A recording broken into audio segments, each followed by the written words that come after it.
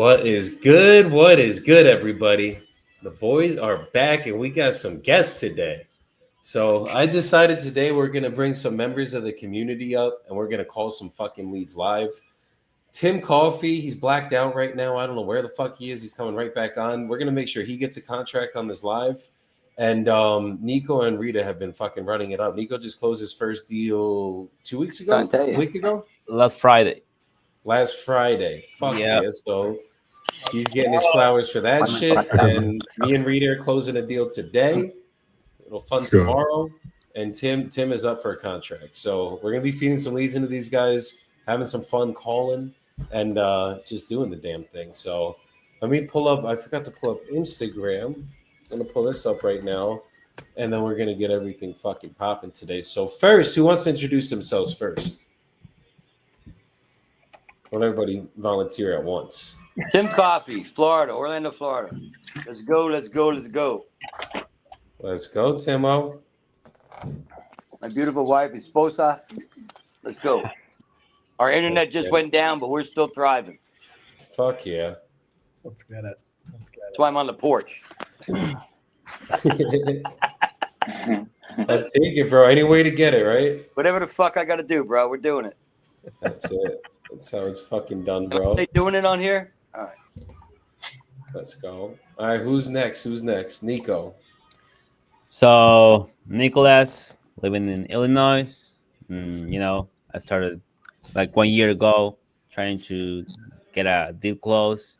And last Friday, I got that. So, yeah, looking for the next one. Let's fucking go. Let's go. Let's go. Yeah. Rita from New York. Been wholesaling for a few years now. Closing some deals, learning the business. Just here to come learn with these guys, the big dogs. Let's get it. Ross and Jordan, how you guys doing today? We know it's back on. Brother, feeling amazing. Feeling fantastic, actually. Feeling mad grateful to just be alive, to be here with all these boys that I love deeply, growing our businesses, calling sellers, helping people out around the nation, just doing what we do, man. It's a good day to be a good day.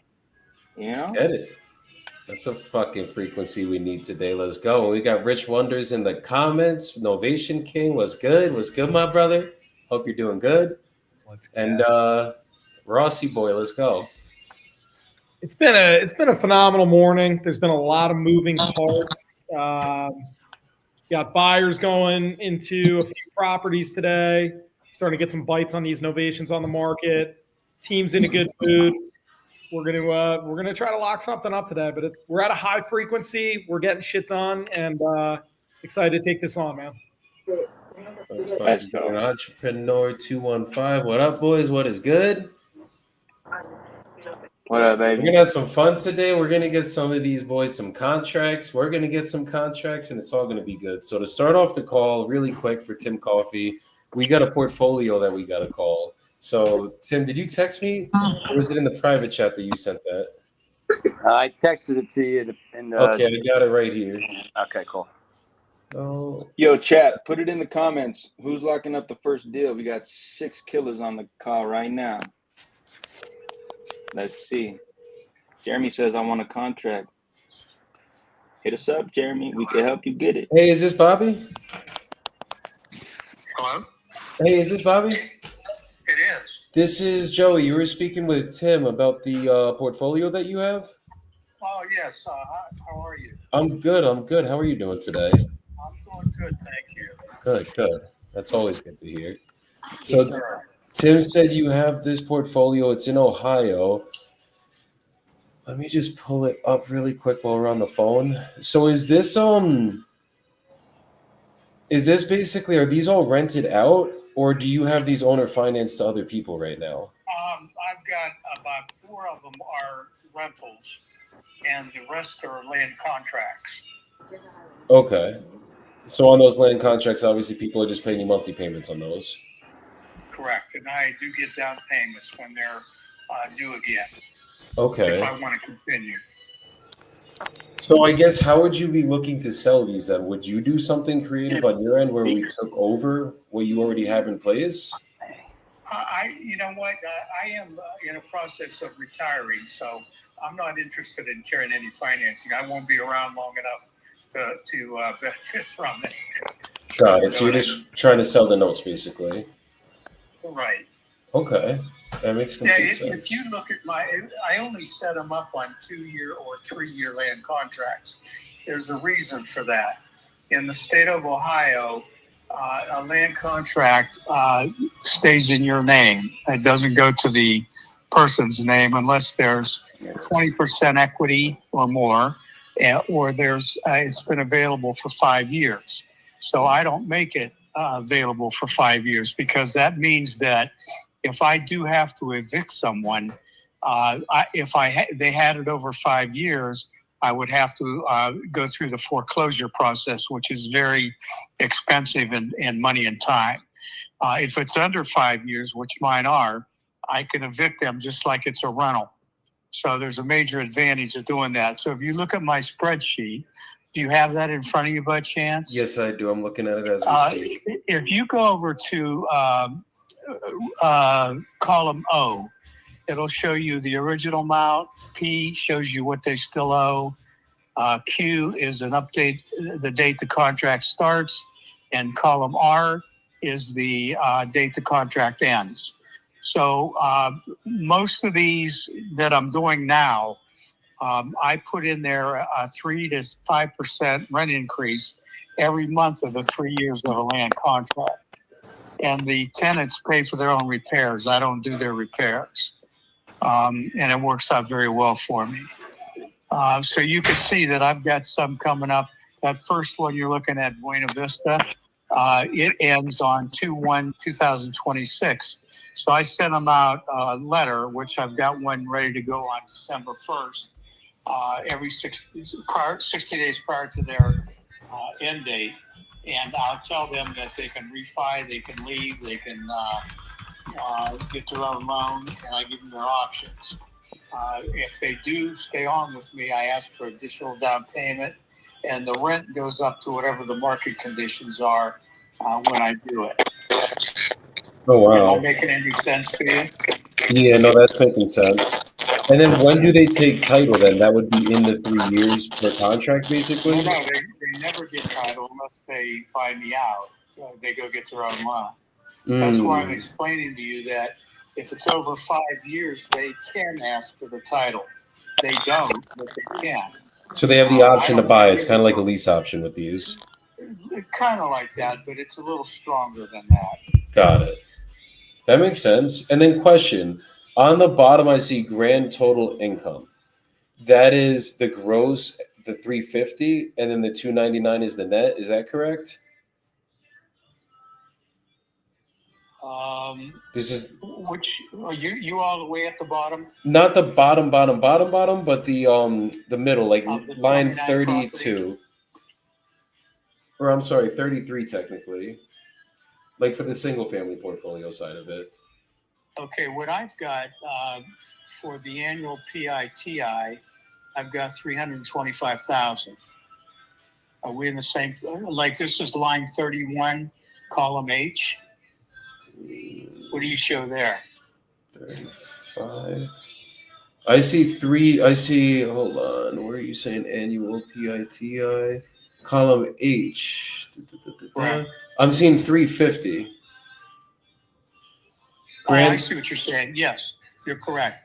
The column that I would figure my ROI on, though, is the one under J, because that takes out the taxes and insurance. So that's the net. That's the literal that's NOI net, for the right. year. That's correct. Okay. I know you weren't really discussing numbers too much with Tim. Do you even have a range you're looking to get? Cap rate, anything, just so I have something to work off with here? Well, it's there. It's under H32. Hold on. I'm sorry, no, it's B32. Look under that. So the 2 million, the 2.223 100. Well, it's got 2,250,000 on mine. Wait, what am I missing? That's for the houses. Yeah, for the In houses. commercial, it's another 220, 275. So 2,250,000, you said? 2,250,000, right? Are you looking under B32? Yeah, right now I'm on 32. Oh, okay. I'm sorry about that. It's right there. It's under 32A or B. Yeah, okay. Sorry, there's a lot of numbers. Sometimes my mind just starts going. That's no problem. Sometimes these are hard to pick up on. Yeah, 100%. And I'm good with math usually. I was a finance major in college, but we didn't pursue that career for too long. So Yeah, I should learn from you then. No, we're just good on the real estate side now, and you obviously have the big portfolio, so I got to learn how you figured out to build this whole thing up, because this stuff's great. Okay, so you're basically looking for about 2.25. Give me 2 seconds then.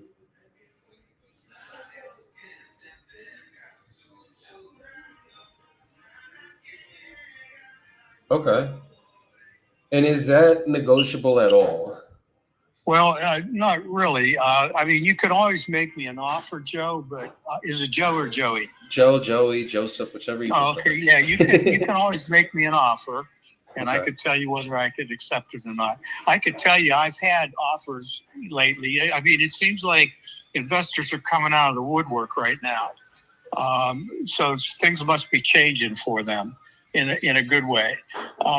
So yeah, I mean, I look at the rate of return that you can get, and if you're satisfied with that, okay. If you're not, you give me your best offer. Okay.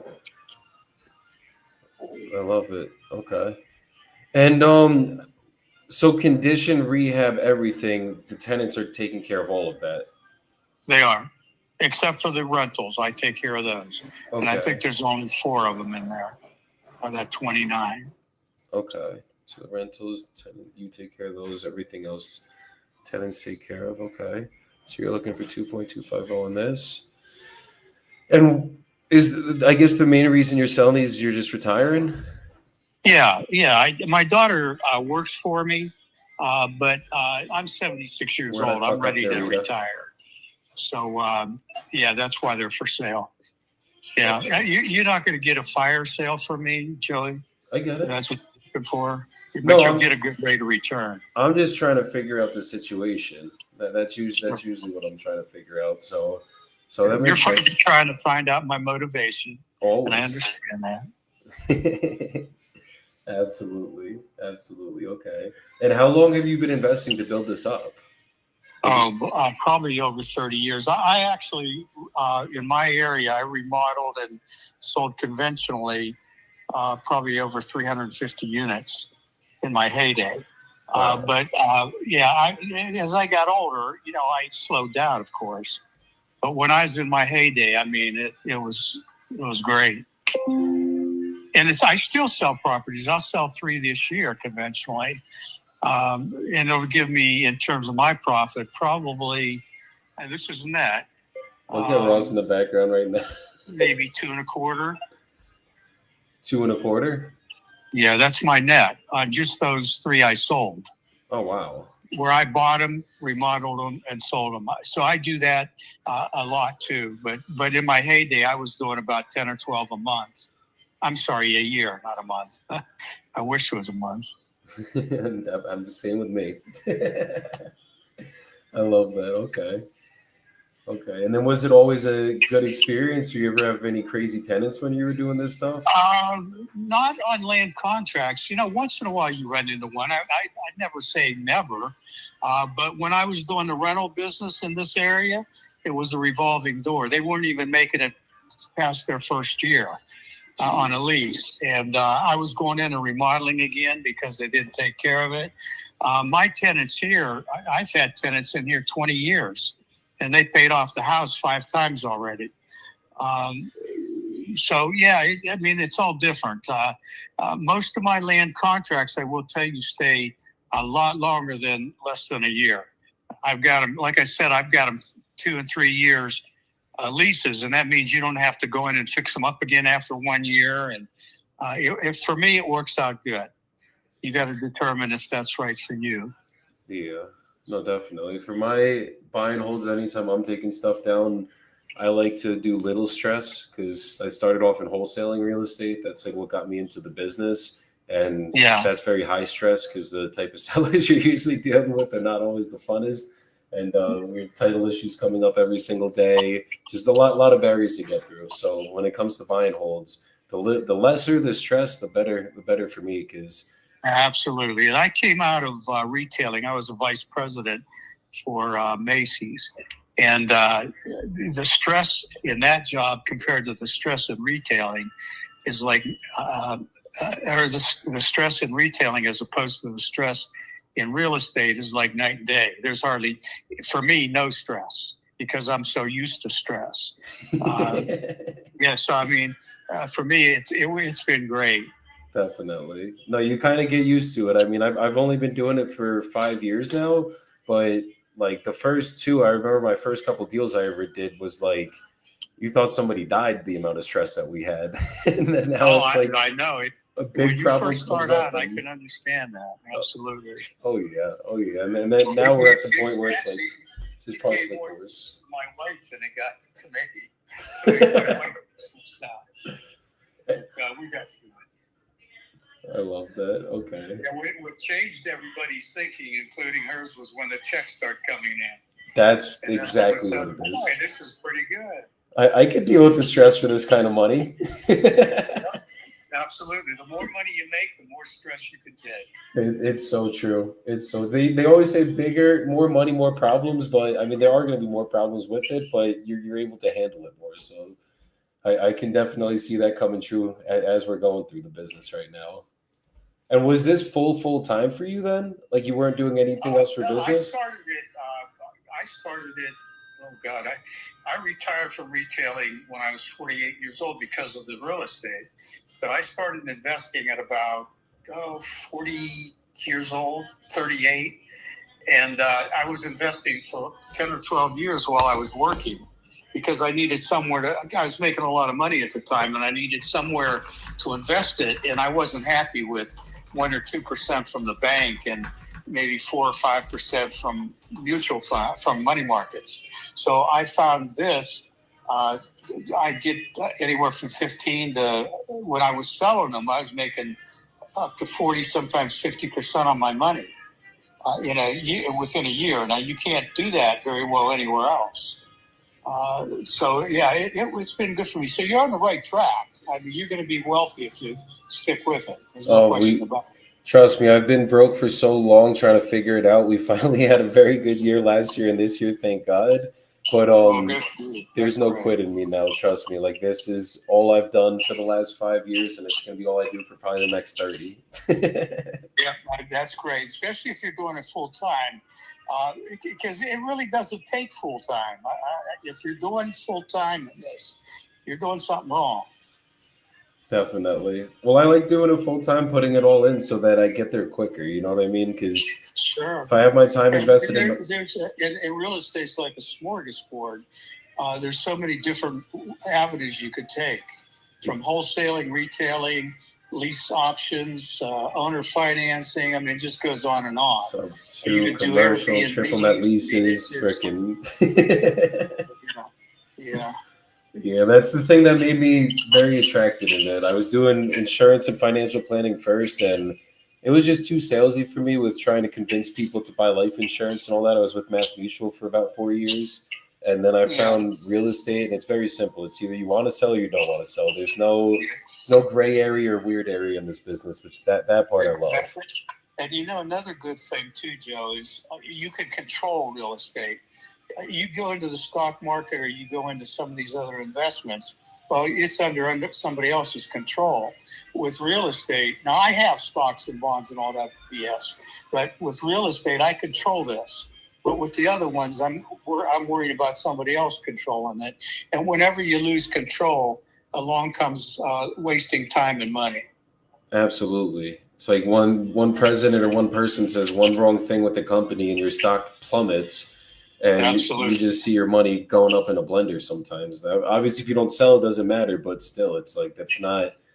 Yeah, I don't want to be 50, 60 years old, having to look at the news every day, watching the stock market, hoping my money's still there. Right. Yeah, you definitely need to be in the stock market, but you need to have enough income so you can last the long term, because long term stocks will work out for you. But if you're in a position where you can't watch without stressing out the ups and downs of the stock market, then you shouldn't be in it. Not at all. Because it's going to go up and down. There's no question about it. It's down right now. Oh, yeah. No, that's how it's going to go. And you get emotional with that. That's why for me with real estate, I mean, especially in the wholesaling realm, it's like we can move with the market. Even on the buying end, you can move with the market as well. So it's like as long as... And you can make money in any kind of economy. You just got to adjust your strategies just a bit. Absolutely. Absolutely. No, that's very true. Okay. So with these, what I'm seeing, if we were going to do it, like there's two ways I could do this. Obviously, I know you said you're not really looking to hold any paper because you're trying to retire. If we did it where I did come up with a big down payment, is there any way you would consider financing any of it, or is that just out of the question? You know what? It's a good question that you have, and sometimes people will go along with that. I do that a lot. But in my case, no, because we made good money and my daughter runs it for me. So there's no stress for me. I just get involved if she runs into something unusual, and she'll call me to ask me what to do. So, yeah, I mean, it keeps her. I pay her. She makes over $100,000 a year from me. And I keep her in that job. So, no, I'm not really interested in carrying the paper on it. Got it. Now, I might do that if I had a large down payment for the commercial part of it, but not for the residential. Maybe we could. People have to look at. You don't have when you buy good deals on wholesale. You have to start from the beginning. You have to fix it up to rent it or whatever you're going to do with it, and you have to go find a tenant. Well, this way they're all there. Exactly. So yeah, you don't have to worry about all that. How long would you be looking to get this closed in? Or I guess the question is, how long would you give me to close this in? You can take as long as you want, but within reason, obviously. A long time. Say it again. Pardon me? No, what I was going to say, I've been at this a long time, and I get all kind of requests for all kind of deals. Yeah. And I'm creating myself. That's one of the good things about being in real estate. But what happens was they want to tie my property up for 30, 60 days, and then go out and find somebody to finance it. And I'm not interested in that. If you have the money, you call me up, we'll do the deal. My property's these 29. I'd say they're probably 98% ready to go. They're already at a title company. We've already done the title work. So it's like if you called me tomorrow and said I want to close next week, I could do that for you. But if you want to send me an offer that says, Bob, I need 60 days to close and I need an assignment clause in there and all that, I'm not interested in it. Got it. I want to know if you're ready to go. I need an assignment clause in any business will ever do, because even when I buy it myself, I'm going to make an assignment fee on the deal and I'm going to use that as reserves. And you don't pay me that. My lenders pay me that. So like if we're going to do this, the assignment clause we would need in there. And typically the way I would get this done is, for a commercial deal, for a portfolio deal, $2 million, I'm probably going to bring in a commercial lender to fund this for me. And all I would need from you is just the ability to be able to do that. And as long as you are willing to work with us, then we could probably get this done at a reasonable price. Okay, but I can tell you right now, Joey, I'm not interested in that. When you get your commercial investor and he has the money, I have the property. I'm talking about a lender, though, not an investor. Obviously, I'm going to raise some money for the debt. Whoever it is, if you get the money and they say, okay, we're 100% ready to go, I'm ready to go. But I'm not going to sign another contract because I've done it several times already.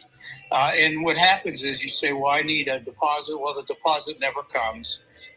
So, I'm down to, I've been doing this a long time, so I know all the tricks. Yeah. Well, I don't know all the tricks, but I know. You know most of them.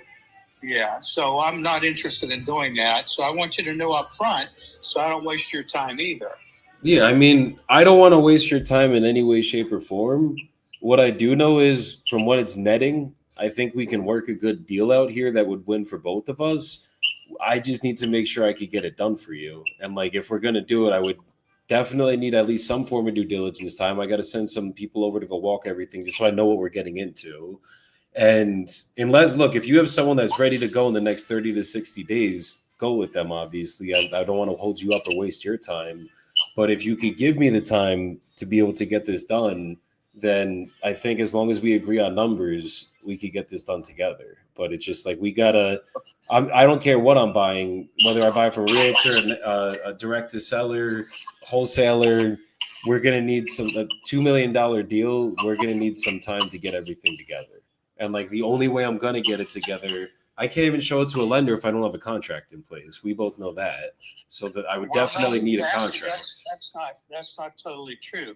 That's in your world. In my world, it's a little different. It's what I'll give you a good example.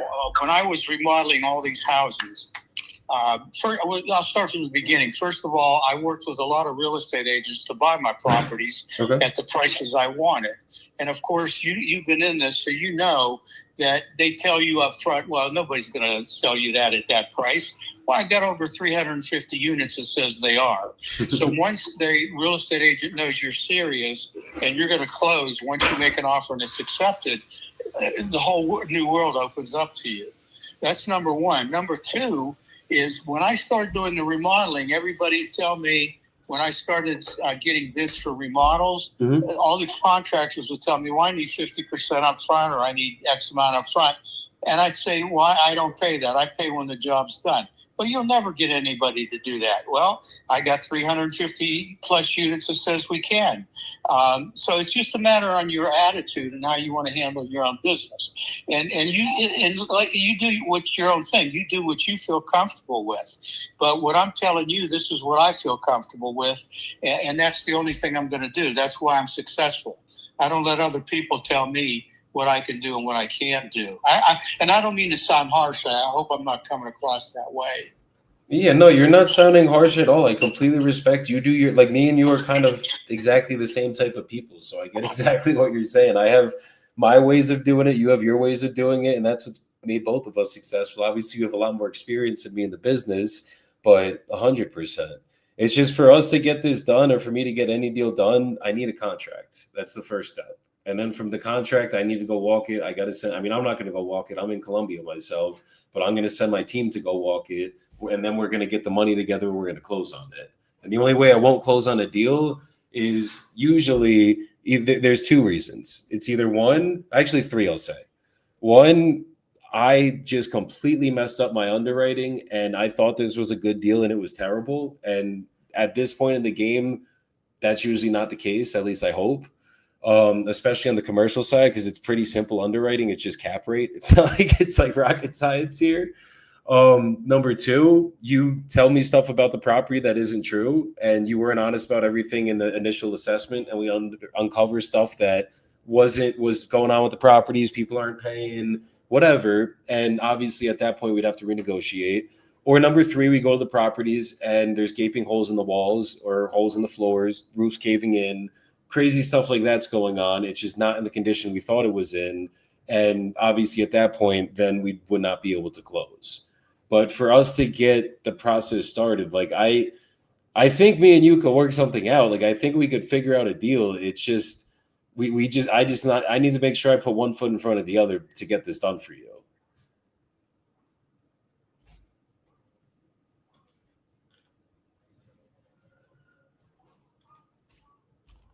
He either lost connection or he's thinking.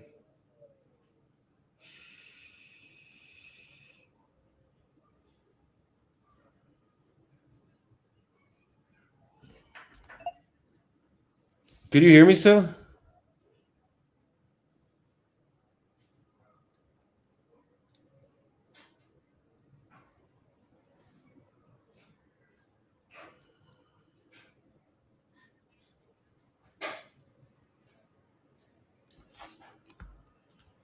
We just lost connection because he's still here, but I can't hear him and he can't hear me.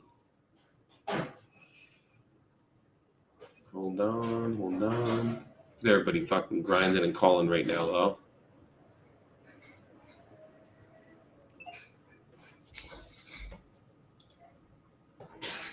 Bobby, could you hear me?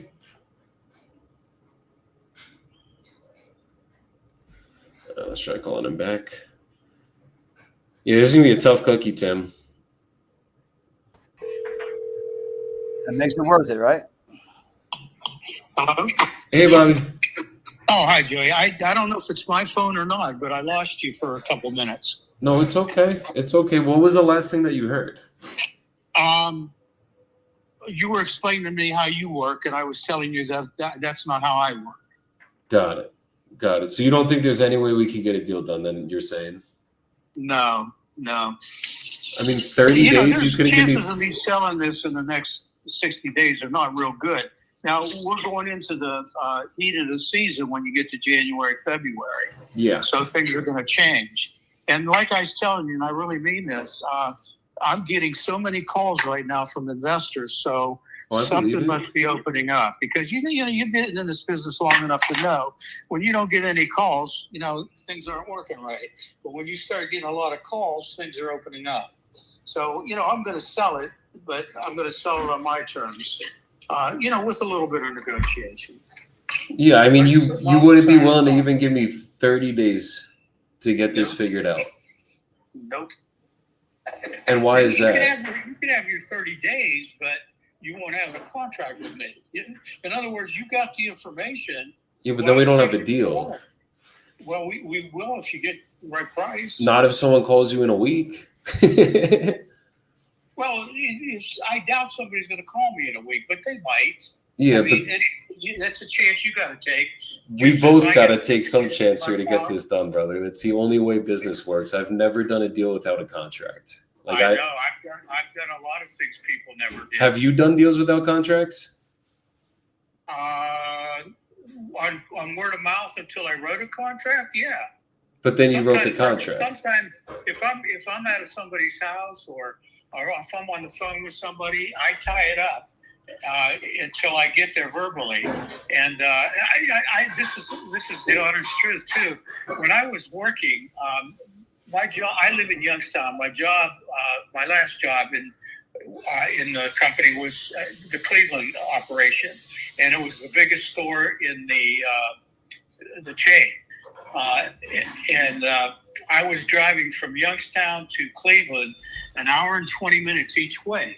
So this is when I started investing. I was making deals over the telephone with the understanding I'd pick a date and a time to go look at it, and I did do the contract right there. But you weren't closing once you looked at it, obviously, right? You weren't putting up hard money. Right. I would negotiate right on site. Mm-hmm. and write the contract right there. Usually when they called me, I'm always looking for what you're looking for, motivated sellers. So when they call me, like from an ad or from word of mouth or a real estate agent, they already know that they're not going to get full price from me. So it gives me a little bit of an edge once I get there. And that's the best way I can tell you to negotiate is find that motivated person, or let them find you, actually. I guess my question is, if you're not that motivated to sell it, then what would be the difference if you gave me a chance at 30 days to actually close this for you? Like, I'm not closing in 30 days. I know that. I've done it about 4 or 5 times already. On this same portfolio? Yeah. Where'd they lock you up at then? Because you were probably dealing with people that were not me, that have no idea what they're doing. 100% of these people were seasoned investors, or not investors, but they were in betweens. And all the news is good until it comes down to getting the money, and that's when it falls apart. So I'm not doing that anymore. So, but where was the issue then? Because like, if 5 different people had you under contract, let's say they were at the full 2.25. Like the only thing that's telling me is that wouldn't have been a deal then, unless if multiple people already did it. They just had no idea they either had no idea what they were doing or didn't talk to enough people, or I don't even know at that point. That means 2.25 is too much for the portfolio, but it's a 13 cap, so I don't think it's too much there. I think they just might have not known what they were doing. We literally just got me and my friend Jordan just got one done in California at, I think it was like I think it was actually exactly 2.5 million. And that one was 90-day close, I want to say. We did a 30-day due diligence, and then we got it done, and it actually closed, and that was at a way lower cap rate. I mean, granted, it was California. You're going to get things at a lower cap rate, but we sold that around a 6.5 to 7 cap. So, like, this is 13 cap. The going rate in Ohio, in this area, we have a couple other deals we're working in. Let me tell you that town right now. It's not Warren. It's right next to Warren, though, right by there. Youngstown? No. Mansfield's one of them, and then Willard. Mansfield and Willard. Yeah, I know Mansfield. I used to have a store down there. So we're working those two, but I know the cap rates here is usually something around 10. So I know you're not the most motivated seller, but I think we can get this done for you. I just need to be able to do it. That's the only way we could do it. I understand completely what you're saying. You have a way that you do business, and that's okay, but mine's different. And I'm not going to deviate from that. So what would it take to get a deal done with you then? You're telling me like I have to close on it right now and that's it? $2 million, I'm ready to go and we're closing? Pretty much, yeah. Who's going to do that though? That's how you get your best deals. When I go out and buy a deal, I close it within 2 weeks to a month.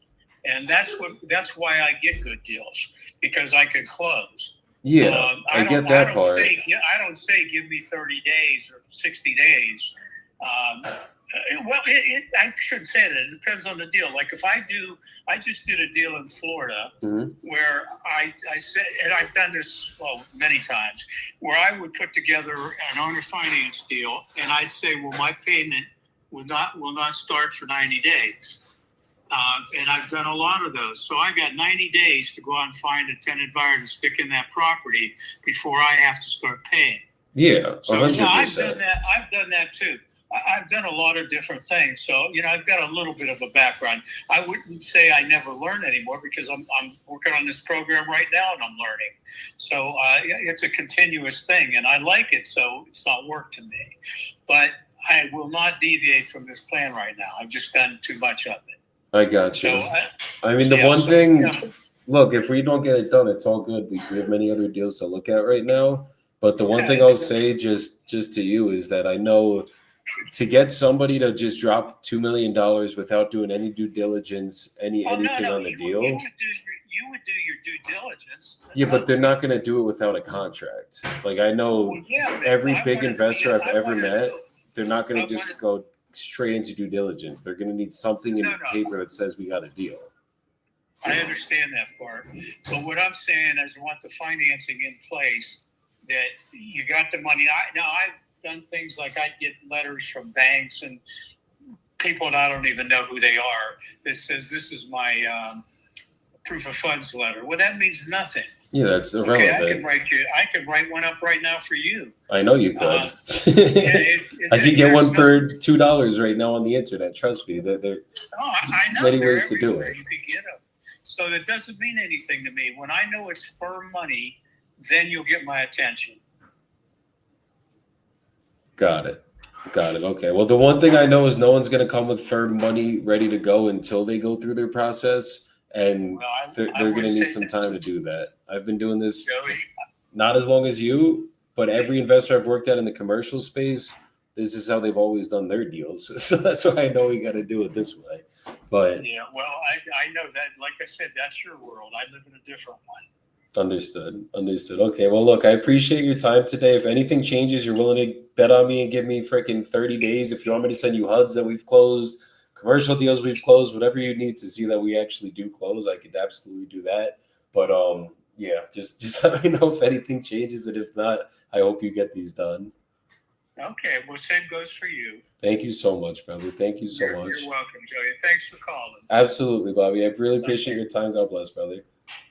God bless you too. Thank you. Thank you. Take care. Bye-bye. You too. Bye. Yeah. So, look, good, bro. That's one of the annoying part about this is that is a good fucking deal. That's the annoying part about it. But it's like, bro, I'm not going to go market this deal. I'm sorry. I love you, Tim. I want to make money with you, brother. but there's guys, he's not willing to work with anybody. He's a hard ass. You know what I mean? That's what it is. So that's one of those guys, Tim, we're going to keep in the follow-ups. And eventually, on a better day, he might be willing to work with us. Yeah. Yeah. That's all. Like, just keep trying. That's all you could do with a guy like that. There's no other way around it. Yep. Yo, Joey. Was good. I got a lady who got a short sale. I don't know if, I guess we can talk about it offline. But already approved? No, it's not approved. That's the thing. But it's a short sale situation? Yeah, she has like a 200K HELOC and a 100K mortgage. Oof. Yeah, it's tight. The numbers are tight, but I don't know how it's going to work. She's really nice. It's in Port Charlotte. Right? She's ready. She's driving and she's ready to talk. I just didn't know how to maneuver it. She sent me a video. You want me to send you the address? Payoffs. We could look at it as a sub 2. See if she could send you the mortgage payoff statements, and then we'll analyze it once we have that. Okay. Yeah. See if we can get that first. That's usually how we're going to do a deal like that. Yeah. So I would call her back and get those, Rita. Okay. And I got a lead for somebody.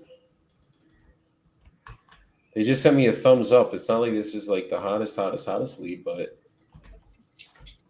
I'm going to put it in the chat. Tim, are you at your desk yet or you're driving? You're out.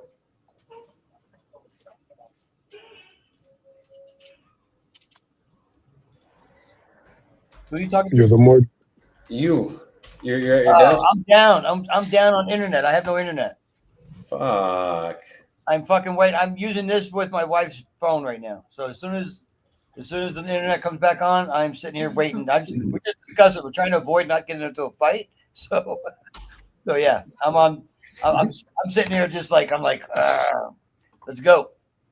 It's all good. So you can't make a call then, obviously, right? I can't do shit right now. I'm okay. Come back on any second. All right, I got you. We'll wait for it to come back on. Yes, sir. Yo, Joey. Nico, are you on the phone?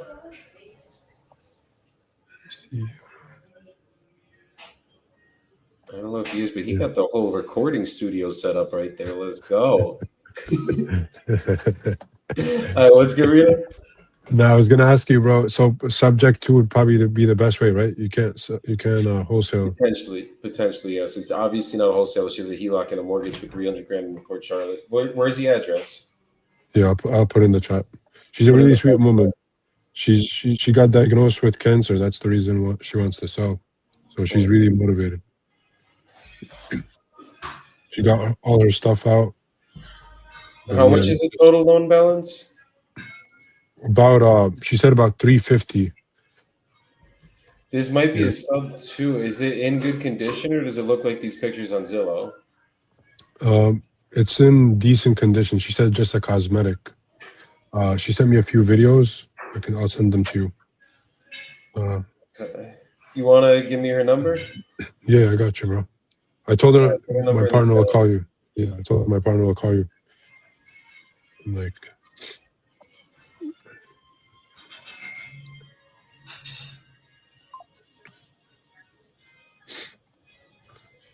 she's moving to Tennessee, bro. She already got her stuff out, but she's moving to Tennessee. And the house is pretty much cleared out. She was thinking about listing it for $350. Let's go. I got a little care package while we're sitting here. This is going to excite Jordan for a second. What do we just get?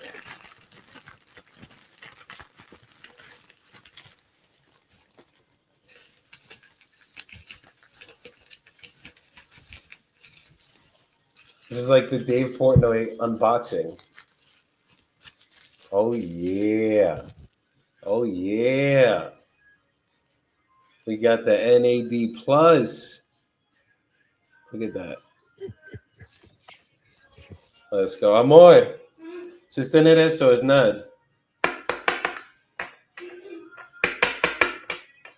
This is the shit right here, guys. For energy, recovery, all of it. Make sure you guys research NAD Plus. What are its benefits? How much is that, man? All right, well, I gotta be a child for a second, guys.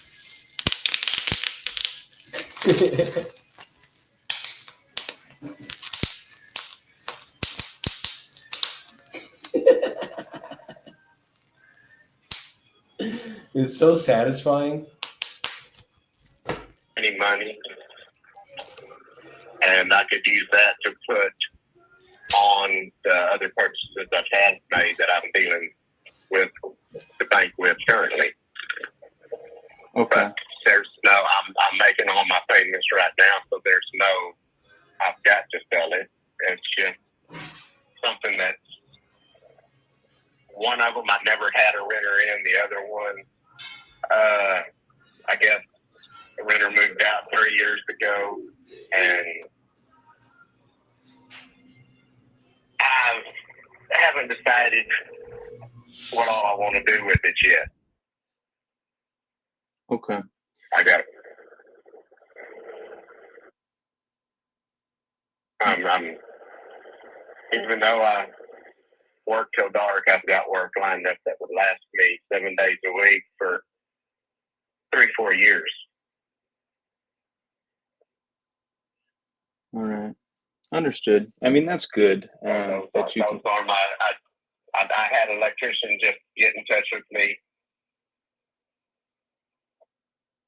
I had saying that, well, I see the electricity is disconnected. That makes it easier on me. I was going, well, that's fine. My biggest worry is getting I tried calling her. She didn't the answer. 200 amp breaker box hooked up to the electrical box in the garage. He goes, oh, my quote didn't include that. So I'm going, okay, so this guy sent me a quote without even going by the property first. I was just calling back. Yeah, it's frustrating. Yeah. Okay. Well, Michael, I appreciate you kind of giving me insight onto what's got you making this decision right now. My condolences for your mom. I can imagine that it's not at all easy going through all of that stuff. So my heart's with you on that, and I completely understand it motivating you to just kind of move on and make some of these moves for you in your life. So yeah, I'd like to see what I can do to help take these off your hands. Michael, what I'd like to do now, I think I have all the information I need. I'm just going to go and double check my numbers here, just as far as the rehab cost. I just want to make sure I'm calculating everything accurately. I'd like to just place you on about a 3 to 5 minute hold while I go and check my numbers here.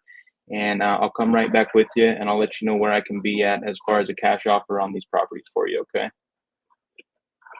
Well, you're not going to send out a contractor and have a look, get back with you, or that'll be within the 30 to 60 day time period for y'all to back out of the contract. Yeah, so what I'll do, I'll go and run my numbers, and I'll come back and we will discuss my cash offer. If that offer works for you at that point, what I would do, my process is I'll snag an email address from you. I'll go type up the purchase agreements and I'll get them sent over to you. You and I can review them together. We can read through every line in the contract, make sure you're good with everything. And if you feel comfortable, we can both sign it and move forward on these properties. We'll put the 60-day timeline on it to make sure you have enough time to get everything out for your cousin. And even if you need more time at the end of that 60 days, if you need more time to move the stuff out, I'm flexible. I'm here to work with you.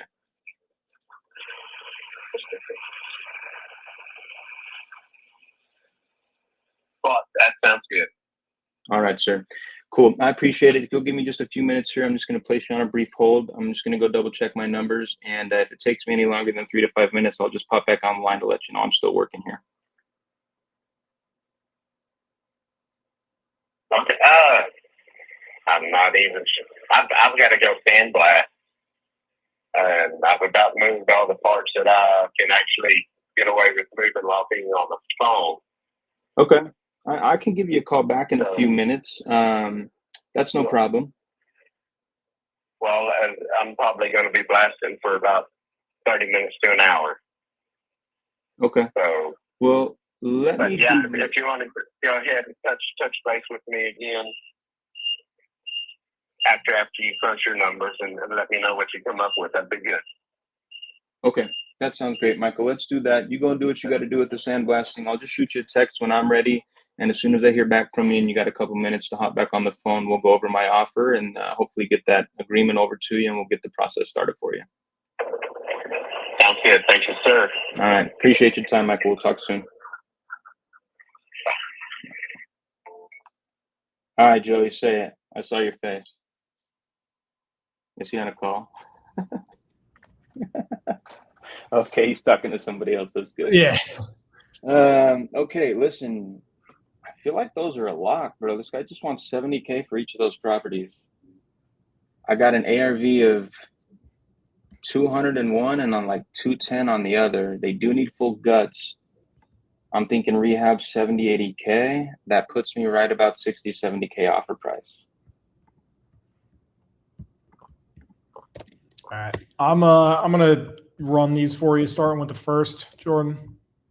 Yeah, check him out, because I think obviously he wants 70. I'm gonna hit him at 60. I'm gonna let him tell me to fuck off, and then we'll probably lock him at 70. So you want to start with 701 East Pine? Yeah. All right.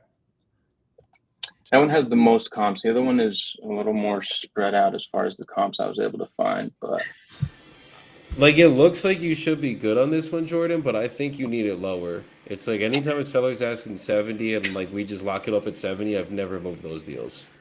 no, and I feel that I want to hit him at like 50, 60 just with the offer and just see his response to that. How big is the house? Pine Street is Tokyo Terrace is 1,200. 1,600. 1682 square feet. I'm seeing an average sale price in the entire area, 206. Yeah, I got 200 on the ARV on that. But you said it's a full gut though? Yeah, I'm estimating about 75K on a remodel. That's including foundation, roof, electrical, plumbing. 104 on the rehab. Off the square in RJ's calculator, off the square footage on a low price end, it's 104,000. Yeah, I got 100 to 108 for Rena. So I'd say you probably got a titanium calculator. I mean, when there's no cash comps, yeah, it's at the very least, it's gonna hit you on the like higher end of where you need to be. What do you mean by that? Like the rehabs, I feel like are always accurate on this shit. I've never really had any issue with rehabs, and 1,600 square foot for a full gut job sounds pretty accurate.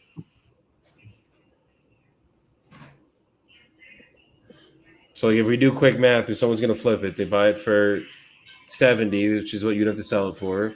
Put 100 grand in there at 170. They pay out realtor commissions after selling for 206. They're losing money. Yep. Yeah, that's you probably got to be at like 30, 40 realistically.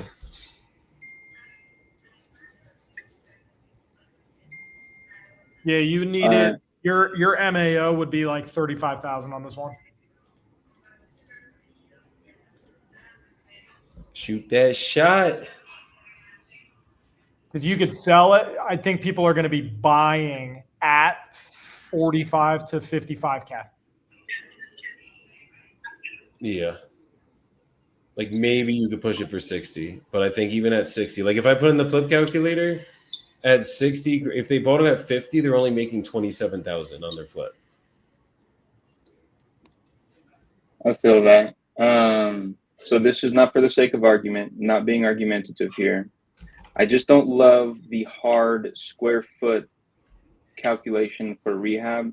I much prefer, I'm going to shout out Bricked here, the rehab calculator, because it's itemized and it's telling me how much each thing is actually going to cost, right? So I'm going to factor in foundation, that's 10K, roof, that's 10K, electrical rewiring, 10K, flooring throughout, we're looking at 7,500, bathroom remodel, 8K, kitchen remodel, 20K, painting throughout, about 2,500. On a full gut, what else am I missing? Roof, exterior? Roof, 7,500. So what do you think, exterior painting? Probably exterior painting, yeah. Exterior, okay, let me add that. Windows. Exterior painting. I'll put windows too, and new windows as well. HVAC's probably going to run another 10. Drywall. Yeah, drywall. Because you're doing full rewiring for electrical, right? Yeah. No, and this is good. This isn't me. I really like. I just I like think those are things knowing that we gotta get put itemized. into bricks. Like it's I'm itemized, doing but I it. think there's stuff that it's not put it in too. HVAC No, is for going sure. to be. But I can go into the chat bot. Like right now, I just added. I gave it a prompt: add foundation repair. That's 10K, and then I just prompted: add exterior painting, new windows, HVAC, and drywall installation. And we'll see what that spits us out. Real quick, I'm just a little confused on the foundation only being 10K, because like in the history, like it's typically like 25 to 60K.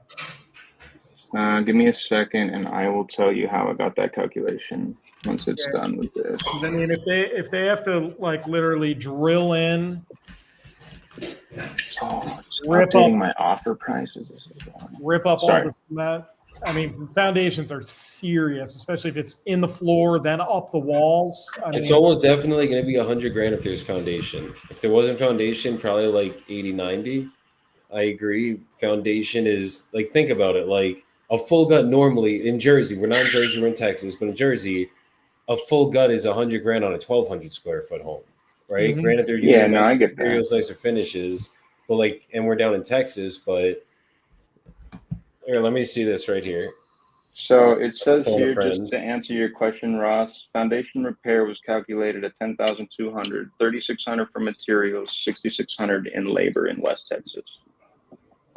But I guess the question becomes, how extensive is the foundation damage, and like what work needs to be done? Is it just a lift? Yeah. Yeah, foundation is such a slippery slope because, Mm-hmm. like, we just had intended. this. We were looking at this deal in Arkansas, right? He had a foundation expert. Seller said probably like a 20K foundation thing. He called back like 2 days later, 70,000 for the foundation. Like the whole shit was screwed. So like that's how much foundation can change the entire. That could turn it from deal to no deal in just getting one professional to the house. You know what I'm saying? Absolutely. That makes sense for sure. And with the foundation, it's hard to assess the extent of that damage over a phone call. You really got to get somebody up in there to take a look at it. Okay. So yeah, now that I added exterior painting, windows, that got me up to a repair cost of about 86 to 90K. And that got my offer price down to 40K, which is sick. I'm going to throw this out there. As I've been talking to this chat bot, I already used my offer calculator. It already spit out my offer price. As I've been adding to the repair and the rehab cost itemized, it is automatically dropping my offer on the screen. That's dope. That is awesome. So, all right. Yeah, Ross, you're right on the money with my brother, about 35K, 40K. Yeah. It just and just let them know, like, as soon as foundation's involved, not only are the majority of our, just say money partners, or we raise money for every deal, most of them are going to back off completely as soon as they hear the word foundation. So that slims our lending pool. But if it's worse, that could make or break this entire deal. So we're really already kind of with our backs against the wall at that price, Yep, I hear you. Okay, so I'm gonna offer him 35 on Pine Street. All right, let's hit the next one. This is all are in West. Yes, sir. Okay. Just the two, right? Yep. Okay. What does this one need? What's that? What does this one need? Reno? Full reno. Foundation issues as well here. Are these both like, did he over leverage on flips? Are these failed flips? Like, what's going on? The only reason I'm leaving the house is because I got diagnosed with stage 4 cancer. Like, I'm just over it. Like, I got to worry about that first. Than a stupid house that I'm drowning in anyways. Like, I haven't even, I stopped paying on the mortgages and everything because I want to do a short sale. Because I know it's not, I'm not stupid. Like, the market isn't as great as it used to be. I should have sold it when everybody was trying to come down to Florida, it was like everybody was like, "Oh, I'll buy it for $500,000." It's like, yeah, right. You know what I mean? Like when the market was great. Realistically, I'm not done. Like, is the house probably worth like $280? Yes. Is it worth any more? I'm not done. It's not. It's like Florida right now is it's a hard state. It is. The market in Florida softened. The last year and a half has just been very slow for us, unfortunately. Oh, absolutely. But I'd rather work with you guys 100%. Maybe I should let you guys talk to her. Maybe you guys can get, on her, like, hey, I'll offer you this, or I'll take this off your hand and I'll hold the mortgage for the people. You know what I mean? Like, she'll probably say yes. I think we might be able to. If you were able to connect us, I probably could figure it out with her. Like I negotiate for a living. Yeah, I know, right? Exactly. Trust me, I'd rather you take it. To be honest, I do owe some backup taxes. I do owe that. So we would just have to take all that into account, honestly. Is there any foreclosure date set, anything like that? Nothing.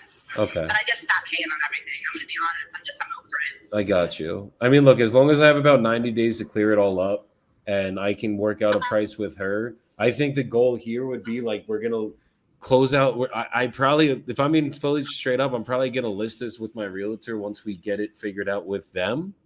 And then I'm going to find an end buyer that wants to live here. And like that's going to most likely be the way to do this because as an investment, we would need it at like 200K, 220. And I think that's a lot farther of a stretch to work out than if I can negotiate with the primary, the lady that you have it financed with. If I can negotiate with her instead of the bank. If you tell her that you would hold the mortgage cost, to me, obviously bullshit her. I mean, that's you know what I mean? Like you could tell her like, hey, I'll hold the mortgage, but I'll give you this. She's already been paid in full, but she wanted to get paid for the house with all the interest and all the other shit. She's already got her money's worth. She wants to be out of it. So maybe we could just get her out of it then, and then that frees up the deal, and I buy it then. We'll figure it out. I'm sending you her phone number right now. Okay, send me her name. This is my cell phone I texted you on. Just send me her name too, and then I'm gonna give her a call, and we'll see what we can work out. I'm sending it to you right now. Perfect. Just make sure you got it. Okay. Like the signal sucks.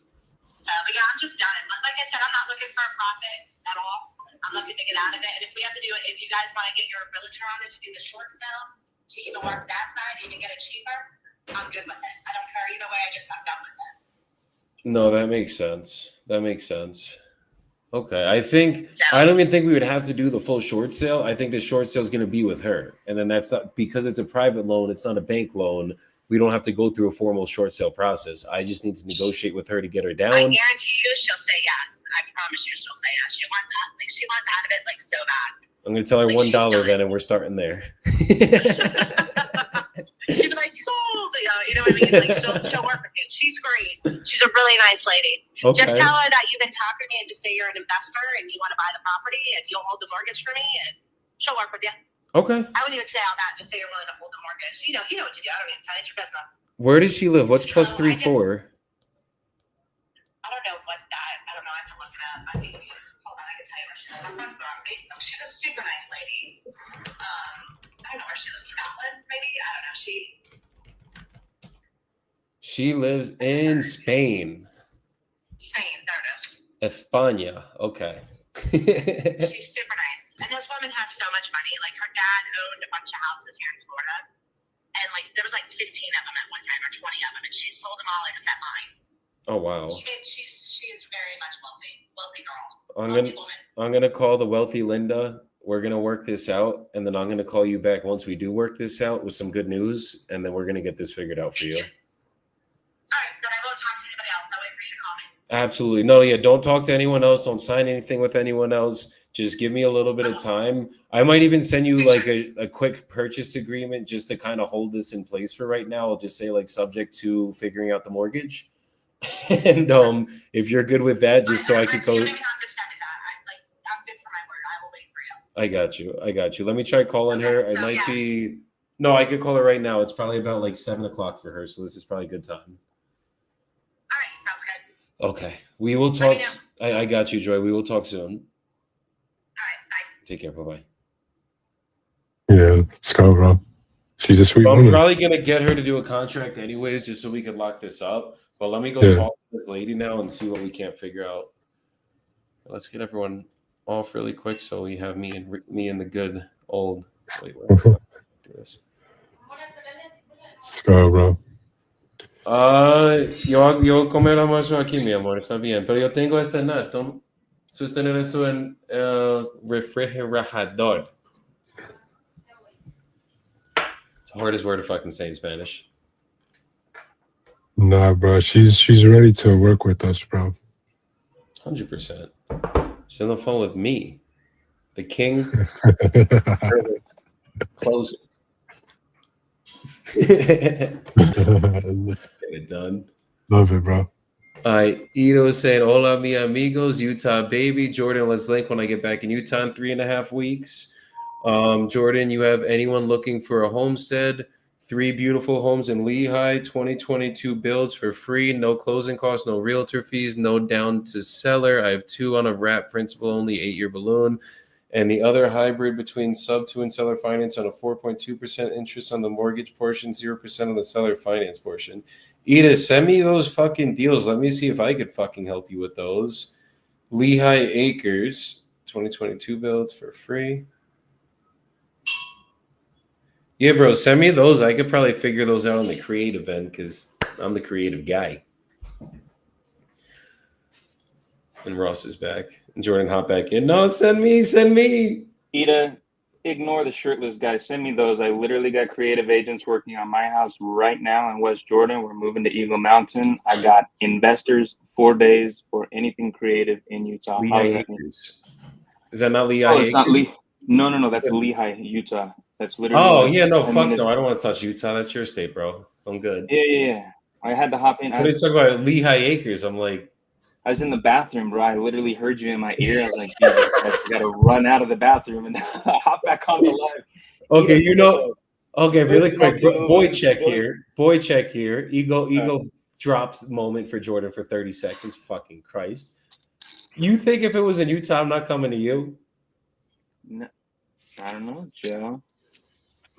Does he think I was just about to say, maybe not, because you could sell him. That's how much confidence I have in you. So, hey, that's my brother right there. I know you. No, if it's in Utah, pay me, but you could take them, bro.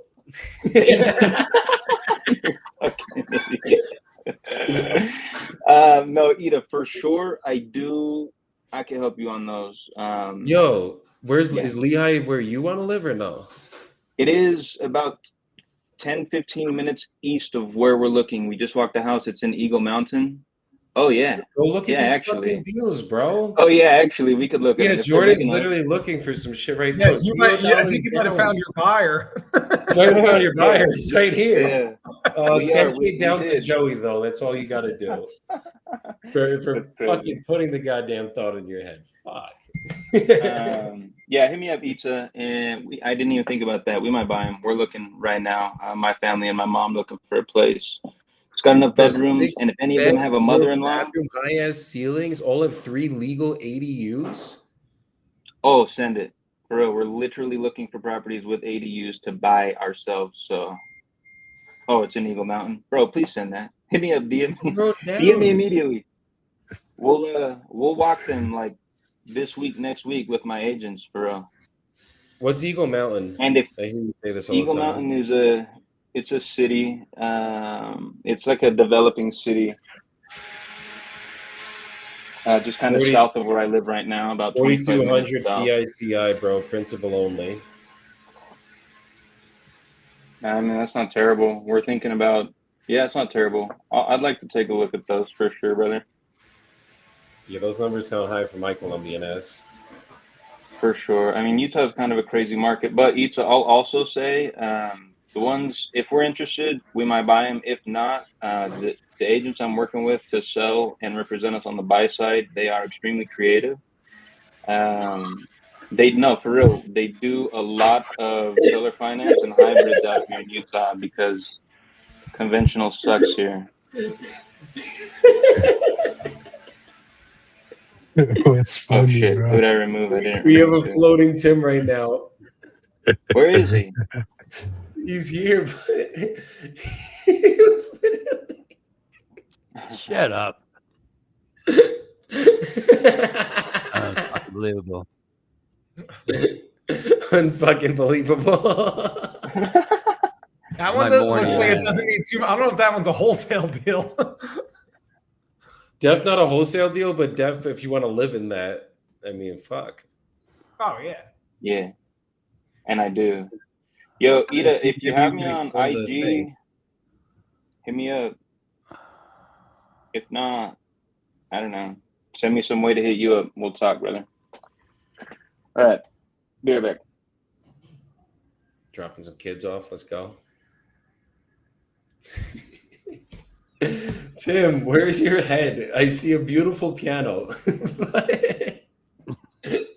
I just want to see your face.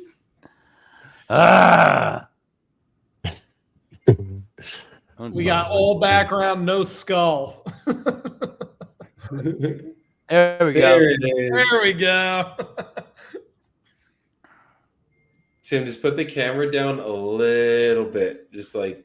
Yeah, I'm well aware, man. Don't. Now's not the time. I got a lead for you if no one else called it, though. I got a lead for you, buddy. I have no phone. No phone. Oh, still no right now? Nothing. Oh, fuck me. I thought you had service back and we were good to go. Mira, this is the light I got. My phone is my light. Fuck. He'll get it figured out. All right. Fuck, it's right. Rita, did you call that lead then? No, I didn't call it, bro. I have many more for you guys. I gotta call Linda in Spain right now. I'm gonna call this one. Jordan, was that house a pier and beam or a slab foundation? The Texas? Yeah. Not sure. I can clarify. ¿Por qué? So we need to know that to figure out how much the foundation is. Very important. Yeah. I'll ask him. I'm gonna call him in a bit, hit him at 35, but I'll ask him about the foundation type before I hit him with the offer. Which one's more expensive? Ignorant question, just sincerely don't know. I would imagine a slab. Wait, which one's more what? Let me know when you're done texting. What? Is a slab more expensive to repair than a pier and beam foundation? Yes. Yeah, that makes sense to me because it's fixed concrete. Okay. Yeah, I'll hit him. I'll hit him up. He said to text him. I just want to call him.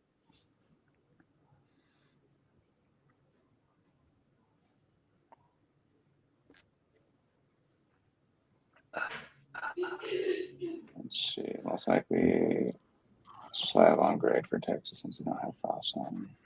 True. We're all waiting. True. I'm wondering why Poja's not up in the community, bro. This guy's a closer. He's got all this information. He's a wealth of knowledge. I feel like it'd be really nice to have you in the community vibing with us every week, brother. Holler at us, man. Come on. We need that energy. That's what I'm saying. Yeah. All right, cool.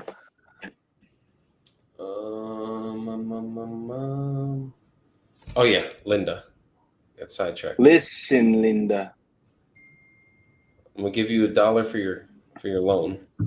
Mm-hmm. Let's see.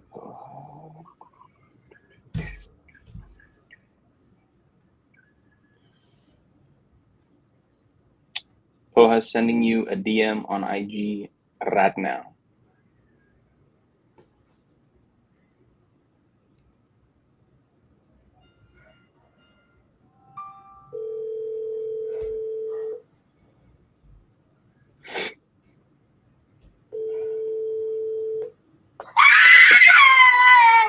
Hello? Hi, is this Linda? Yes? Hi, this is Joey calling. I was just speaking with Joy about the property that she had you as a lender on. Yes. How's it going today? Good. I have a screaming baby in the back, but let's see. Maybe she'll let us talk. Or could you maybe call in like 15 minutes? Yeah, I'll give you a call in 15 minutes. That's perfect. Okay, perfect. Thank you. Talk to you soon. Thank you. Talk soon. Bye-bye. Bye. She sounds so nice, though.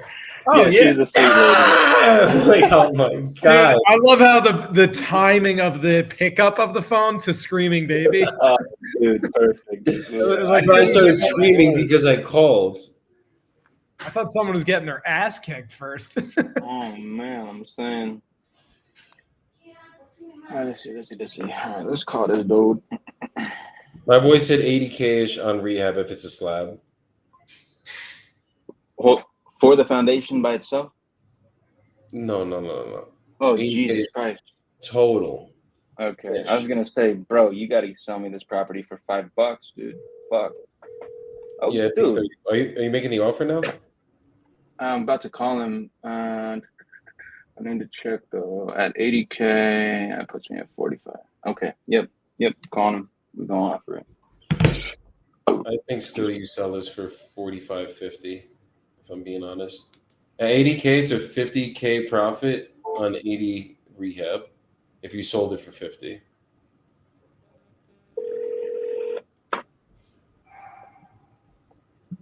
Make low offers. Make more money. This call will be recorded. You start at 25 right now. Hey, is this Michael? Yes. Hey, Michael, it's Jordan. How's it going? All right. All right, good. You got a couple minutes for me? You're still busy with what you're doing over there? Yeah, I had everything lined up. I still ain't got started yet. Oh, shit. All right. So I won't take up too much of your time. I appreciate the extra time that you provided me to just kind of dive into the numbers here. And I'm gonna keep everything transparent above board and just tell you what I'm seeing. So on my rehab costs for each of these properties, the biggest thing I think that is driving up the cost of my repair is going to be the foundation repair. And I think you know that. I think you made the comment that if you could find somebody to do it for 5K, hats off to you. I'm thinking we probably won't be able to find anybody either. My repair costs for both properties are coming in right around 80,000 conservatively. Like I said, give or take 10 to 15K, depending on who's doing the work and how cheap or expensive the materials are when we purchase them. At about an $80,000 repair cost, I'm going to need to be somewhere around the $35,000 to $40,000 range cash on each of these properties.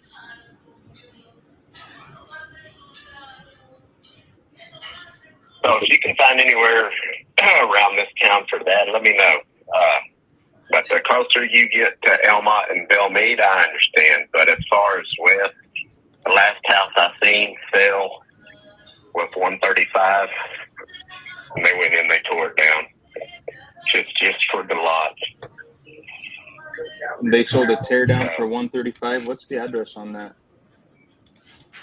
That doesn't make sense because the most house that went for the house next door sold for 210. Reagan. Yeah, 510 South Reagan.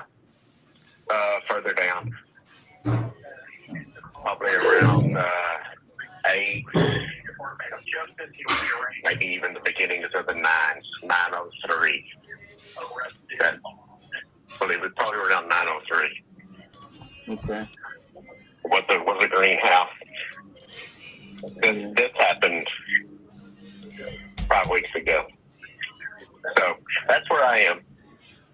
Okay. Well, I respect it. I understand where you're at. What I'm looking at is if I come in and spend the $80,000 on these properties to fix them up how they need to be, their after repair value in the neighborhood is about 200,000, maybe 215 if I'm lucky and have an aggressive agent. But I keep it conservative. 200,000 is what I'm gonna be able to sell it for. And on the flip, that just doesn't leave a whole lot of room for profit if I have to spend $80,000 to $90,000 to repair these properties. Again, I understand where you're at. These are just the numbers that we're working with. It wouldn't make sense for me to come in and buy these for you at 70,000 and lose money on the flip, especially if it's a tear down and then I got to rebuild the building, which is going to be even more expensive. I got to make money too. And that's where I'm at.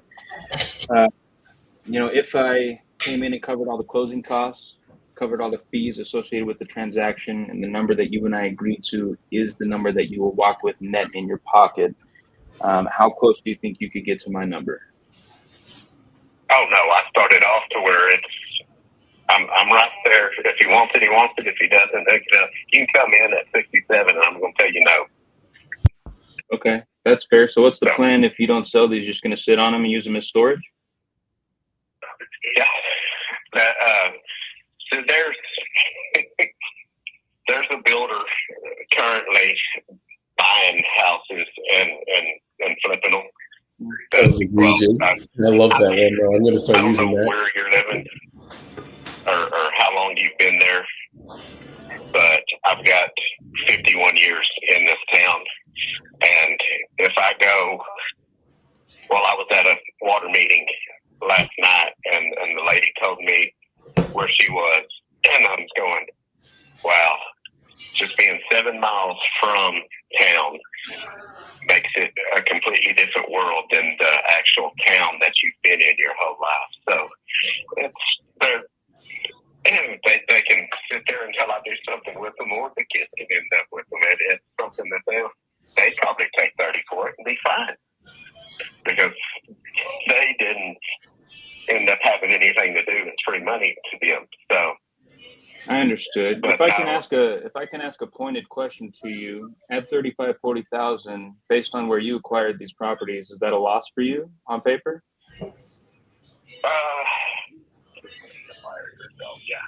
Yeah. I would have to actually go look up the paperwork, see how long I've had it. That was a good question. Probably a break even for. It all depends. The one in Tokyo probably paid for itself by getting rent for 10 years from it. Sure. Does that count? No, that absolutely counts, and that's something I would factor in. So, I mean, you cash flowed on that for a while, paid itself off, and then, I mean, essentially, I come in, pay you 35, 40K. You know, on paper, you're up that 35, 40K, which isn't a bad investment. And I understand, like, go ahead. This gives me, since I know what you're offering me for mine, and mine is twice the size of what's next door, I know what to offer the neighbor for his. So that's one reason why I talk to everybody. Sure. Yeah, no, and you're a people person. I love that about you. You're out there talking to everybody and you understand what's going on in your market. But another pointed question, if I may, you've been in the market for 51 years, you say, and you know some builders in the area who are buying properties. Do any of those builders buy properties to renovate or rebuild on lots where they're going to lose money when they sell it on the back end? Yes, he is actually a builder. He's got workers already looking for work. So whenever he gets a slow time, he'll buy a property. And he had been on this actually, he said 501. I have to go look and see if he wasn't the one that purchased that one, but I bet he got it for right around 100. But it's about to go up for sale already. Now he is into the real estate market. He's got his name on the for sale sign with his advertisement. So he has actually moved into real estate as well. So he'll cover it from A to Z. He'll buy the property, send his team out, completely do it, and he'll end up being the one selling it as well. So understood. And okay, as I'm thinking about that, that means he can avoid real estate commissions on the back end. That's going to help significantly. But if he can't sell a property for more than $215,000 and has to buy it from you at 70 and spend 80 to 90 to fix it up, there's just no profit margin there. So what I'm asking is, do you know any builders who are willing to take down properties, pay their teams, pay their contractors, rebuild after demolition, and then not make a profit? Because I don't. I've never met a builder who would buy properties to lose money and not make profit. It's a business. They gotta make something too. Well, then that's what I want to see exactly what's going to happen with the demolition. So far, there's no work being done on that one. Yeah, understood. So right now, to clarify, well, one quick question, if I may. The foundations on each of these properties, are they pier and beam or are they both on slab? Yes, they're pier and beam.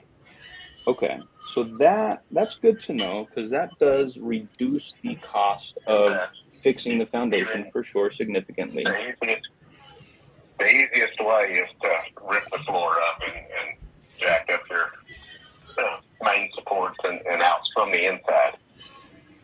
Okay. But yeah, that's whenever I decide that I'm going to start all that, I'm going to start on my old Dallas house and start with a 800 square foot house instead of the 1,200 square foot house.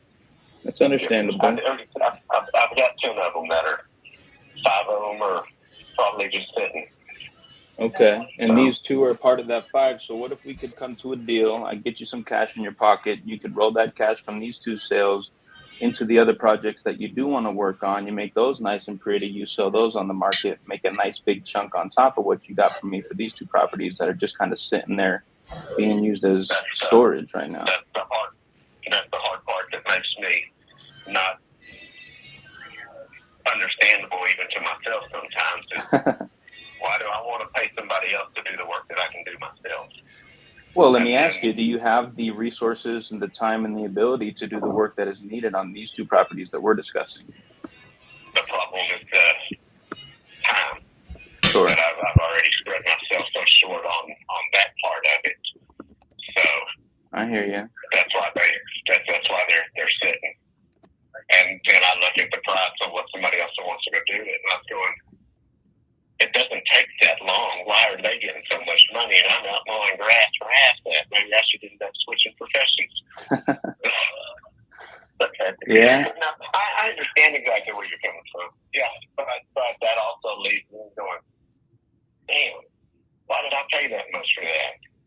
No, I hear it. I hear you. I really do. And so basically you... Go ahead. I had a guy offer me $50 for it, and I told him no, but I will give you $35 for yours. But he said, no, if you're not going to take $50 for yours, I want $50 for mine. So I'm going to call him up and come back. But I was going, well, why am I going to give you $50 for yours? Whenever I had somebody in mind just 6 months ago, and nobody's been in yours in the past 3 years, and yours is half the size of mine. He said, well, because I want $50 for mine, or I'll give you $50 for yours. So I said, no, I can be hard-headed too. So that's the way some of it works. Yeah. No, I get that completely. I do.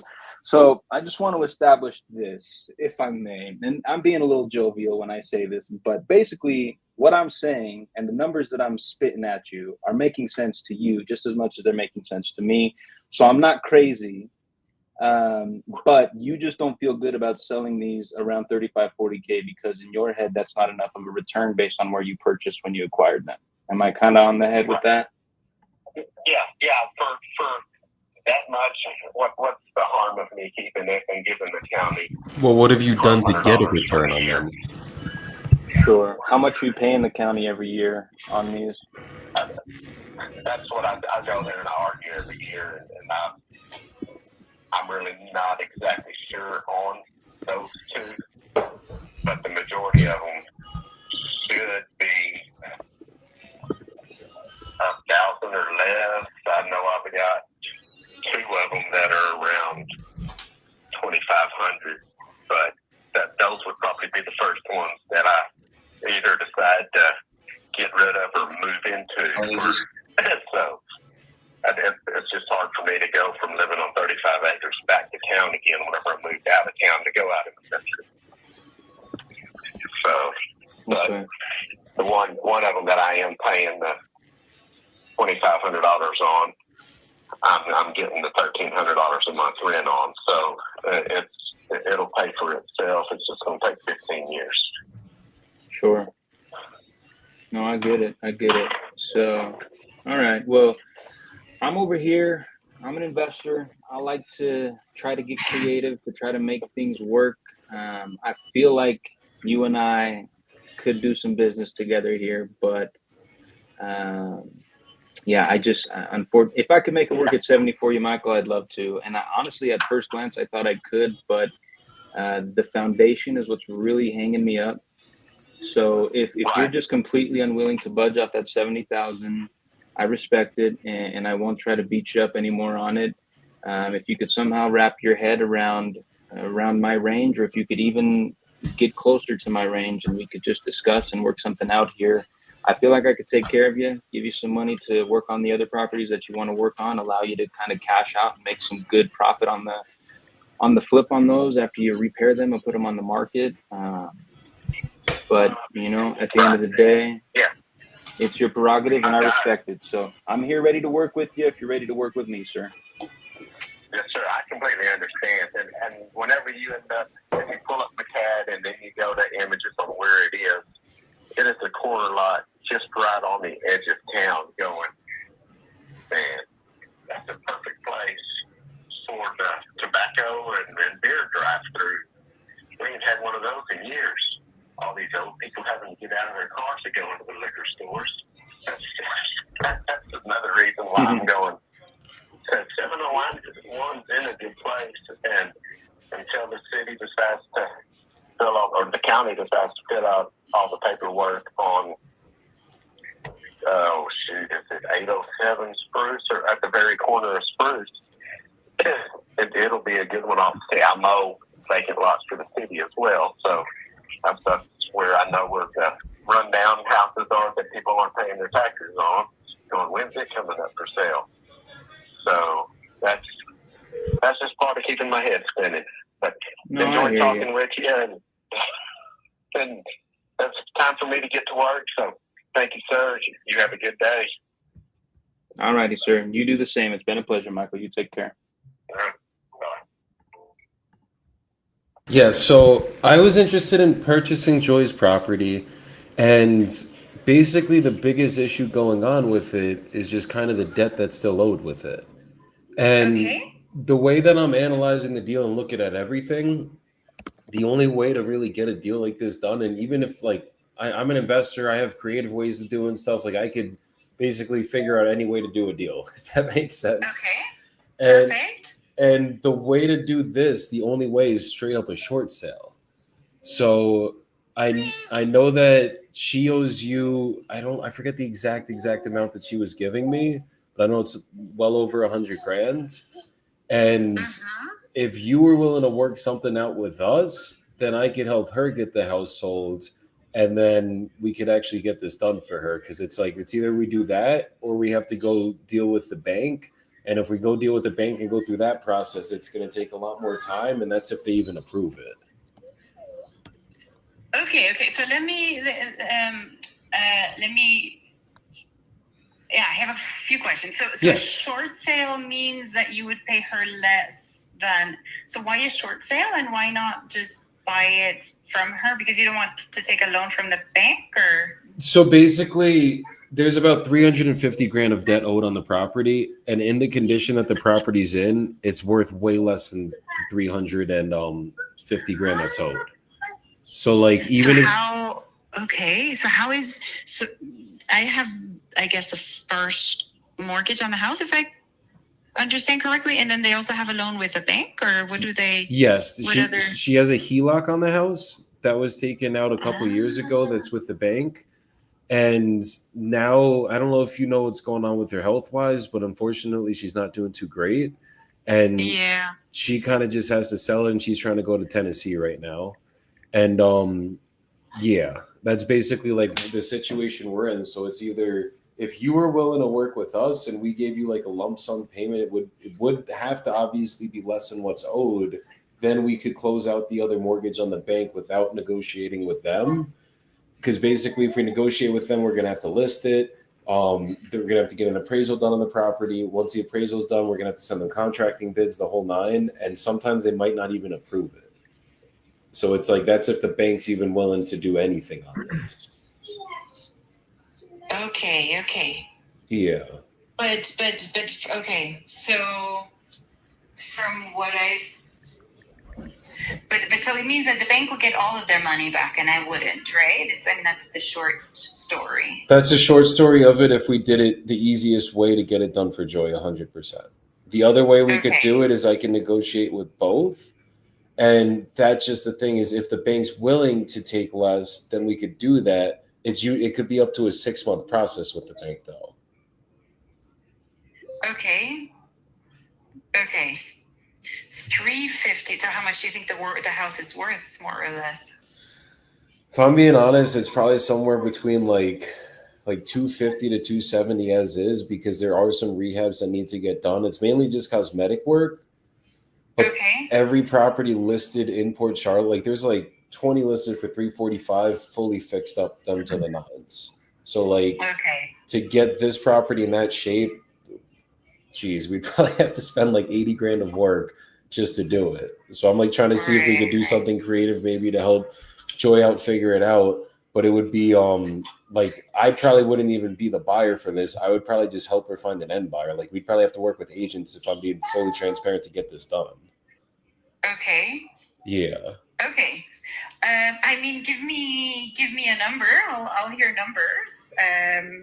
I, off the top of my mind, well, I mean, if you have a minute, I'll pull up how much I have written down that she owes me. Maybe. Yeah, if you could pull off the rental, if you could get that for me, because I don't think she had the payoff like in front of her when we were talking. Okay. Yeah. Okay. Yeah, that's. And I appreciate you being open. Some people would have just told me to go F myself and let Joy figure it out, but I appreciate you at least being somewhat flexible here. And hopefully we can work this out so we can just get this done for her and move forward. Yes. From there. Yes, absolutely. And you're in Spain? I'm in Spain. How long have you been in Spain for? 8-9 years, going on 9 years now. Okay, so you're fluent in Spanish then? Yes. Okay. Yes. Yeah. No, we were kind of doing I guess something similar to you. In anywhere between 2010 and 2014, we were in Florida. So that's why we had a couple houses like that, and then we really liked Joy and Dan, and so we kind of we had them as renters, and then we sold to them. So that was kind of how we're still stuck with this property, even though we've moved a long time ago. Understood. That makes sense. So they've just been paying you off ever since. You guys basically owner financed it to them? That's right. We did an owner finance, yeah. Okay. And what made you choose Spain? My husband's from there. So I'm from Switzerland. He's from Spain. Okay, so we wanted to go back to Europe, and then the choice between Switzerland and Spain is a pretty obvious one, right? Oh, yeah. That's not even a question. Whereabouts in Spain? The reason I'm asking so much about Spain, I'm in Colombia right now. I've just got fluent in Spanish. We're still learning. I probably sound like a 10-year-old still. But yeah, I do my whole business virtually as well. And Spain is one of the next places that we want to go visit, because I had a friend that was in the Canary Islands, and she was telling me how beautiful it is over there, and I gotta go show my wife there soon. Okay. Yeah. Come on over. We're around Valencia. I think probably Canary Islands are a bit more beautiful. I mean, Valencia is very pretty, but can't compete with the Canary Islands, I think. I've heard good things. I think there was a show made in Valencia that I saw. What was it called? It was about a guy with Alzheimer's. There's a really good show. Okay, I haven't heard about it. Okay. I forget the name. And you're doing your business from Colombia right now? Yeah, fully virtual from Colombia with real estate investors. Wow. But only Florida, or you have other? I do nationwide, so I do all over the United States right now. Okay. Yeah, we do. It's called wholesaling real estate. So that's what the business model is, and we basically just find properties. Usually just distressed homes, like houses that need a lot of work, and we'll pair them with an investor to buy them from us, make the profit that way, and then occasionally we will take them down. Like right now, I'm buying a property in Fort Worth, Texas that we couldn't get the title figured out with. It was just like too many heirs, whole crazy family feud situation. Not everyone wanted to sign. So now we're taking partial ownership and doing the whole 9 with it. Wow. Okay. Oh, it's so cool. It's such cool stuff. Yeah. I was kind of getting a little bit into it when I was over there. And here in Spain, it's impossible. So I'm sadly, I have left real estate, but it's really fun stuff. Definitely. Yeah. No, but why in Spain is it hard? Is it just the prices there are too crazy? Well, every sale has a lot of taxes. There's lots of like very well-established families with lots of money that will buy, like they have the connections. So if there's something interesting, it's being bought by them and not by the foreigners. So yeah, it's harder. And yeah, exactly. The tax structure is not set up to make buy and flipping very attractive. So that makes sense. Are the banks working with you though? Like, can you get mortgages from banks the whole 9 there? I haven't even looked at that. I arrived, I looked around at some properties, talked to some connections we had, and they said, stay away from it, Linda. Stay away from it. So I haven't I haven't done it. Yeah. Because in here you can't, it's very hard to get mortgages. We're starting to crack the code to it. But Airbnb is kind of the strategy everybody does out here that's been doing really well. But now obviously laws coming out the whole nine. But okay. Yeah. Oh, cool. Well, I pulled up the number. It is so for me it says 144 that's still owed. Oh, okay. I was seeing 120 on our end, so 144 still owed. Because the bank loan's about 200 grand. Wow. Do you know when she took that one out? That one was in 2023. Okay. Yeah. Yeah. Wow. Yeah. I mean, that gets us right into where a refurbished house would sell, right? 340, you said. That's exactly what it is. Yeah, these new builds are going, not even just new builds, but the fixed up homes are going for freaking like 345. You look on the map of Zillow and it's like every listing you see is around, there's obviously the ones in the twos, but the majority of everything's going in the 300 range. Mm-hmm. So as the house sits, yeah, it's like the only way to do this would be either working something out with you or working something out with you and the bank and then figuring it out from there. Because like if we did it directly with you, if I'm being honest, we'd still, I think like I could probably get her praying 270 to net. And then if she owes 200 to the bank, that would just be a lump sum to you of directly 70 because she doesn't even want anything to walk away with. She's like, if you could just get these loans out of my name, get this closed out, then she would be happy. She's not even asking for $1 here. Okay. Yeah. Yeah. Yeah. No, I mean, I'm not going. That's half of what I'm owed, right? 70. That's really, really far off. That's like exactly half of what you owe. Yeah.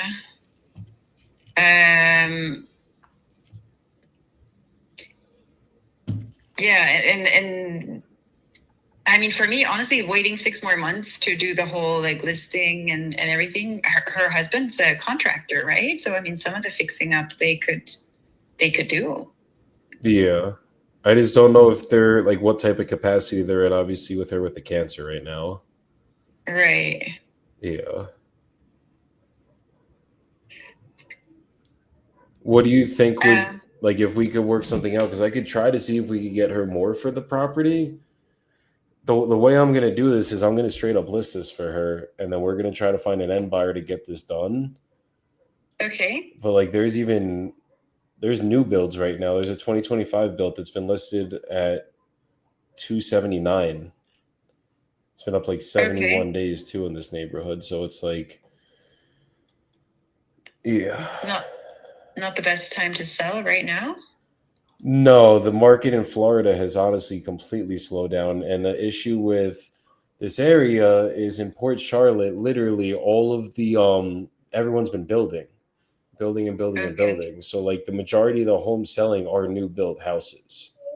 Okay. So it's like even the buyer pool for her is going to be hard on the back end. Even if we figure it out, like the buyer pool is going to be hard on the back end. Cause like if you could buy a brand new house for 340, or even if we fully fixed her house up and sold it for 340, obviously typically you're probably going to want, it's a 1963 build. You'd want to buy the new build house.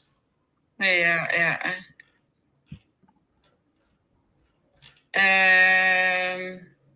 Yeah, I mean, the bank will have to meet us somewhere, I guess, right? Yeah. Do you have in mind, I guess, what you'd be willing to take if we could work it out with the bank too on their end?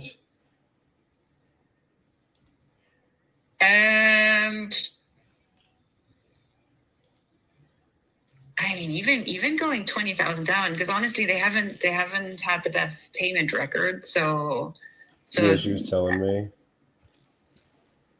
Even there, I've kind of felt like I've already been very accommodating. because of life and hurricanes and what all has happened. But yeah, so I think 20,000 less, and that would kind of be my 120. Got it. Okay. Well, we're gonna have to. So obviously, you're in the first position lien on this, right? I mean, I'm the first one who gave her a mortgage. I hope I have to It says right? loan one is under your name. I'm pretty sure you're in the first position here. Okay, thank you. I'm glad you said that because I'm starting to doubt it. Yes, I gave it to her in 2017, 2016. Yeah, 2016. So yeah, I was the first one. Yeah. Okay. Because basically, what we're gonna have to deal with is I'm gonna go talk to the bank, see if there's anything we could do with the bank. We're probably gonna have to enter a short sale process. Not probably, definitely gonna have to enter a short sale process. And then from there, it's gonna be you're gonna have to technically get paid out first. The bank's gonna have to get technically paid out second, and then it's just gonna be whatever the house can go for. So I got to figure out with the bank what that looks like, and then with you what that looks like, and then it's either that or the bank's gonna foreclose on her if she doesn't keep paying, and I think she's missing payments to them, and then they'd have to foreclose through you because you're the first position lien. So then you would have to foreclose as well. Okay. So those are kind of like the options we have. Yeah. Yeah. Yeah, I think honestly, because I am the first loan, so I'm more certain to get my money back. I'm almost certain to get my money back, right? Because if it sells even for 200, I definitely get my money. So I'm not too willing to negotiate, right? That makes sense. Yeah. And if it was Joy herself, but if it's the bank who's going to lose money in the end, Yeah, we don't care about the bank. I feel more bad about about Joy and you at the end of the day than the bank, because the bank they lose money every day. You're the actual individual. You're not a bank. Exactly. Thank you. Yeah. So that's the. Yeah, so you want to just keep me informed what I have to do, what has to be done, what you guys are doing? I'm going to talk to I have a short sale specialist in Texas that we're doing one with in Texas. I'm going to see if he could help me out with Florida, because like I'm not a specialist on this stuff. This is like well over my head, but I'm going to talk to him, see if he could help me with this. And if not, then we're going to go find somebody that can, and we'll get this done for both you guys. Okay, wonderful. Okay, perfect. Thanks so much. Absolutely. You have a great rest of your day, and we will talk soon. I'll let you know once we hear stuff. All right. Thank you. Thank you. You take Have care. a good day. You too. Bye. Okay. Joey, who are you using for short sales? Do you have a guy? Or are you the guy? I'm trying to remember his name. I got to dig through my phone. The hardest part is when you don't remember the name. I'm going to call my dad. Save him as like short sale. There's like a guy that's like really big in the industry. That's all he does is short sales. I just got my guy like I'm doing one with, and like he's a really good guy and does everything by the book.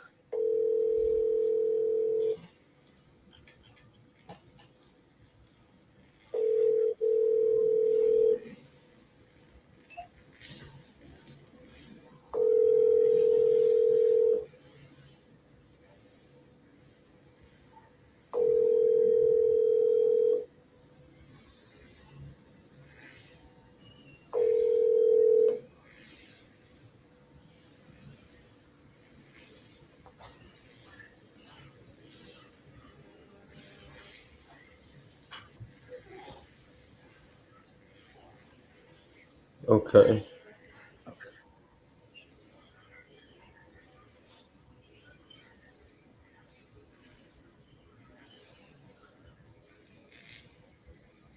Oh yeah, Jordan, you want to know why I said you went too high on that one? So like, where did you want to end up? And this isn't just for you, this is for viewers. Are you on the phone? He's on the fucking phone. He's on the phone. Yeah. I'll give you guys my take. So Ross, if you wanted to end up at 45 grand, right? Like we knew that was the MAO. Where do we want to start? Do we start at 45 grand or even 40 grand? I would start at 25. Yeah. Why? Because the 45 grand is MAO. I translate that to make absolutely zero. Who'd you learn that from? Someone said it a few years ago, but it's stuck. My boy Andy Garcia taught me that shit. Make absolutely nothing. Maybe it is. Maybe it was Andy Garcia. It was one of them. But yeah, make absolutely zero. Yeah. So I mean, you want to creep up. So that, like in negotiation, if you do your biggest jump, just say you start at 25K, you do your biggest jump. So you go to like 36, right? Then you go to like 37.5 or 38, and then 39, and maybe end on like 40. But when you do that big give in the beginning, they think you're basically just a reasonable person and they want to do business with someone reasonable. But people that, like his guy, the pain threshold wasn't high enough. That's what it came down to. Nobody was closing that guy. Yeah, you could put fucking any closer in the industry on him. That was going to be a hard sale right there. Yeah, we are closers because we can close closable people. That's it. Like, once you understand that fact of the business, it gets you get a hell of a lot less hurt when stuff like that goes down. But, right? Yeah, because he was asking him really good questions. Like I've never even heard questions like that. Like that needs to be researched. Right. One I've been getting into, like when someone says, I get mad because I could just do it myself and I feel like I'm losing money. I like this one. Like, what's your time worth though? If you had to put an amount on what someone would pay you hourly with everything you've accomplished in life and your wealth journey, what are you hourly? 100%. And certain people's hourly is like freaking $25,000. Well, it's like, well, so why would you not want to get rid of this? Cleveland hurts. Never close a deal in Cleveland. I know they can close, but I know there's a west side and east side, and I think the west side is where you got to stay away from. Let me see where I'm at on this. What the heck? No, or it might be the east side. I don't fucking remember, bro. It might be the east side, yeah. Yeah, it's definitely east side because everything on this map is like 26, 1.7, 75K, 85, 50. Like it's just all low prices here. 32, 32, 31, 34, 20, 13. Well, this one's owned. Check out the I'll put this in the chat. Check out the LLC this one's under. That's crazy. That so matches this lady I'm talking to, bro. That is hilarious, dude. Really? Cool. She's just an investor. She's just like, listen, if the numbers work, I'll fucking sell it. Whatever. What does she want? You know, it's turnkey. There's 2 tenants in there. She was running it. She calls it an SRO. It's the first time I've heard about it. Single room occupancy. So she's going to rent it by the room. She thinks she can get $550 to $650 per room. 2 tenants in there at $550. So if she fills all 7 rooms at $550, no, she wants $125. No, she has the room listed for $500. Oh, does she? Well, okay. So caveat: terrible property manager, having an awful experience. She's getting rid of her property manager and sticking a new manager on it. Total rent right now is $1,110 that she's getting from 2 tenants. That's like a 3% market, 2% market. But if you're doing single room occupancy, you stick 7 rooms at $550 a piece. That is $38.50 a month in rent. But that's like one of those things. Like I'm not gonna judge it off the short term. I'm gonna judge it off the long term. Like any smart investor, if you're gonna buy a house or like a rental property, right? I want to know, like, just because I can Airbnb it for $3,000 doesn't mean I'm buying it for $300,000. I'm gonna see what's my short term or what's my long term rent. So like, what would this be worth? And then look, if you look at everything that's selling, this is a single family. All the other singles, 20K for cash, 20K, 3K, 3K, 81K, 53K, 35K, 105 was a multifamily, 8,800, 2,700, 3,600, 60,000. Hold on. I haven't looked this up on PropStream yet. And that's just on that end. And then if I look in the neighborhood, Let me go like right up to her fucking booty right here. The bougie booty. Right up to that bougie. That bougie booty. 6539. There's one house that sold for 100K. It was a 2,600 square foot house. How many square feet do we have? 16. Ooh, yeah, prop stream's looking pretty abysmal. Let me see. Yo, boys, I'm about to get something locked up. That one I sent in the chat. The one that Joey sent me over. Let's get it, Let's baby. go. Better put on that shit Grove. on speaker so we can hear you lock You it better in, keep baby. that shit I on got speaker. you, bro. What's up, kids? I got him on hold. I'm about to prepare the contract, bro. Let's Got it, go. brother. What'd you Lock offer it him? in. 115. I'm seeing comps at 300. Woo! That's solid, baby. Rita Beta. Let's go, bro. All right, let's hear you go over that goddamn contract. I'm gonna use your contract, bro. You better use my fucking contract. The fuck? Hey, Jamie Lisher with your bullshit contract. That's crazy. If everyone knew the drama me and Rita have between these contracts. So I was wondering why my shoulder hurts. It feels like it's bruised, but I just got ozone fucking injected directly into it, and that's exactly why. Yeah, that'll do it. Yo, okay, Joe, question. All right, question. I'm on the cash list. 50K. That's crazy. Hear me out. $50,000. No, hear me out. I see all the low ones. I do. So in that sense, I hear you. I see a 120. I see a 110. Yes, ma'am. I appreciate your patience. Just trying to be really thorough running these numbers here. All right. No, yeah. I'll be right back with you. I appreciate it. There's one that sold for 172, which I know you're going to already. No, that's cash because I won't use that. That's outlandish. That's an outlier. No, that wasn't cash. That was an end buyer. Okay, so that's what listen. That's what I'm seeing for like ARV on this is like 167, 175. Here, why don't we check this? Are there any actors in this neighborhood that are going to compete with us? That's a good question. I could get a 1,600 square foot home for 85 grand right now. It needs work, but for 85 grand. But okay, like it's so livable, 85 it's just needs ugly. Work. What are you paying for a turnkey, fully furnished property? I could get a turnkey, not furnished, but turnkey for 94. A little bit smaller, but for 94. No, see, that's solid. Because I could buy a 3,400 square foot home, 3,400 square foot home for 80 grand. Bet. No, that's good. So she's saying she wants 125 to 150. 150 is crazy. 125 is too high. I could buy a very similar turnkey property, a little smaller at 94. So you're saying 50 though. I feel like I want to say 90. No, I think 90 is too high. I think maybe 80 on like the highest of days. Like you're smoking some really good weed that day and like that shit just really hit. I'm not doing that. You better not or else I'll smack you, but yeah. No, I'm not. None of that. Just lots of peptides, no weed.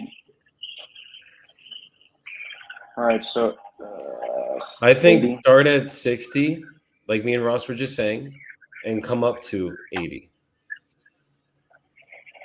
You got to give him the habit. You offered 45 on that one. I was trying to give you the advice, but you couldn't hear it. I said 35 to 40. I think you said, you might have said 40. Okay, but you had $5 grand to come up then. You mean I should have just started at 35 and then used that extra 5 25 to 35 so that you can come up, and it's like, you know what I mean? Like you gotta. I hear you. It's like I can't shoot my load on the first shot. It's like I could be at 90, and it's like, no, come on, give me a little bit of credit, okay, Joseph? I'm gonna need a little bit of credit out of you, all right? Jordan, I probably would have done something.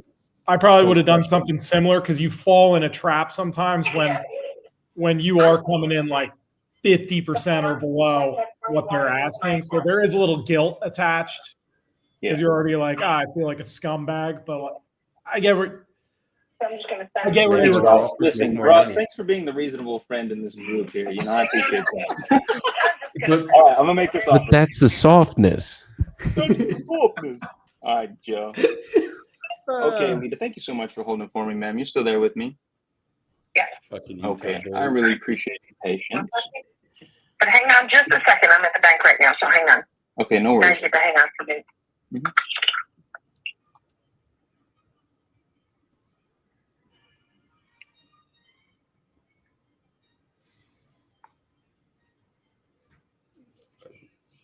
My wife was just listening to like some weird classical shit.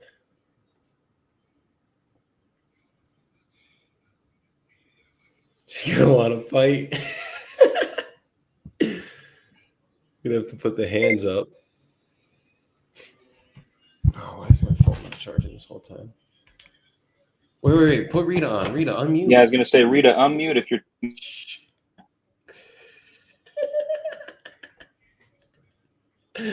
I hold the control.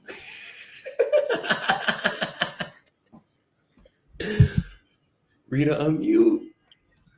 Fuck. Jordan wants to punch me today, guys. We're gonna fight by the end of this. Hang on 1 second, okay? Okay, no problem. It says, please review, the agreement made on November 13, 2025, between your name and, Driven Home Improvements, which is us, the buyers. Description of the premises, seller agreed to the property. That's the address right there. Is all your information correct there?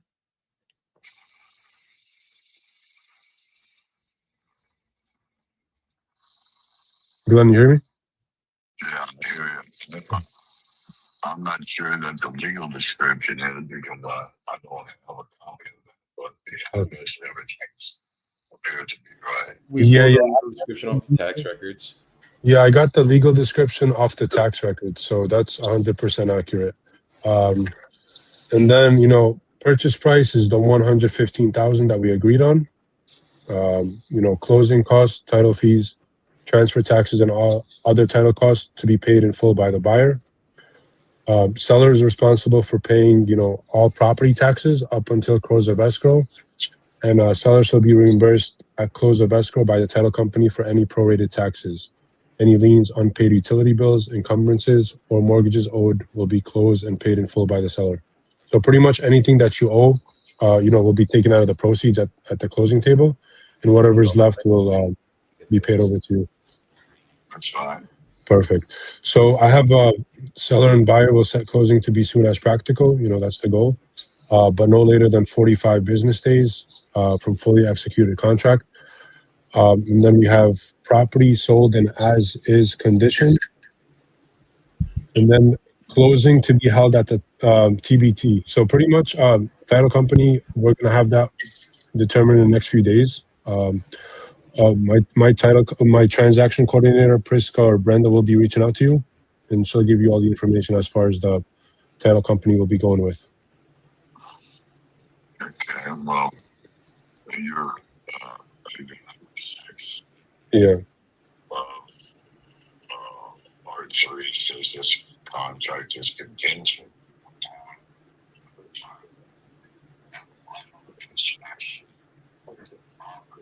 Right. Before closing, that's a property.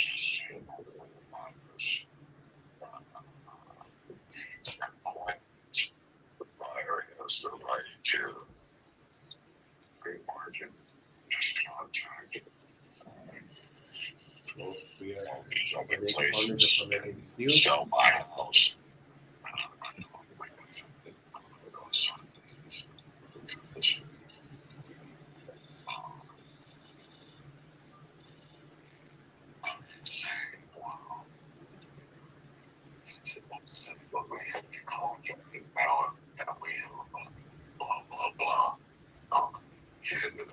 I don't want anything to do with it. Right. That's why I said you come back to your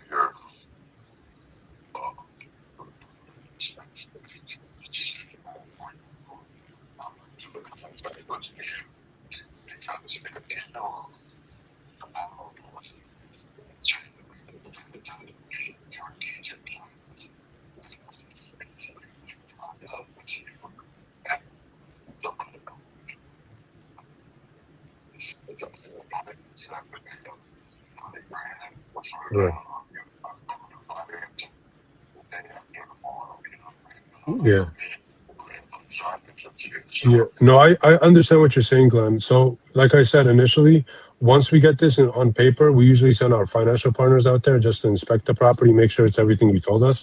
I'm pretty sure you've been honest with me about everything. You've been pretty straight up with me. So there should be no problems with us, getting this done for you. Walk Like in I and said, there's a hole in the roof, something crazy going on. That's the only reason we can't get. yeah, like the only reason we wouldn't be able to get this done for you if there's like a hole in the roof or like something that you didn't disclose to me, which I'm pretty sure that's not the case. So we're ready to get this done, and as long as everything matches what you said, there should be no problem with us getting this done for you. I'm not here to waste your time or waste my company's time. If I'm being honest with you. Michael, you need to do that first, Right. and then that'll tell whether you want to even. So we're not transferring the deed today. All that we're doing. What you do is add backward. Right. I mean, this is not us transferring the deed or anything, Glenn. This is just us, agreeance on the price that we talked about today. Like I said, me sending people out or sending my partner. Pay for that. We have to pay for that, and it's a lot of resources and time and effort and money. So I don't want to send somebody out there and I don't even know if we have a deal or not. That's the reason we like to put everything on paper, button everything up, and we'll have somebody out there in the next few days. I know today's Thursday, so I'm thinking latest by Monday or Tuesday we'll have somebody out there and we'll get this done for you. I'm not here to waste your time. Believe that. well, Move on. I'm not going to send a piece of paper that ties me up with you.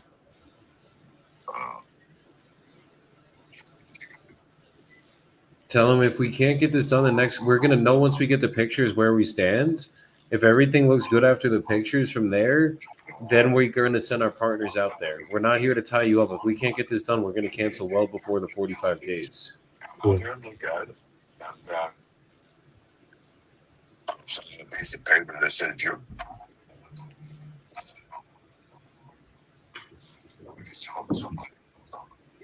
Yeah, no, I understand what you're saying. Like I said, let him go. Right. You just said to me, if we get out there.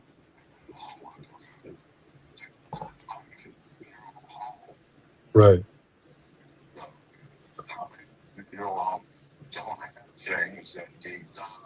Yeah, no, I agree with you. I mean, you told me everything about the condition. Well, we don't send people out until we have the contract. It's just that simple. Yeah. You should probably put a new roof on it. Right. It don't need a new roof. Yeah. But after 100 years, there's roof repair. Yeah. Nah, I get what you're saying, Glenn. You're not talking to a dummy.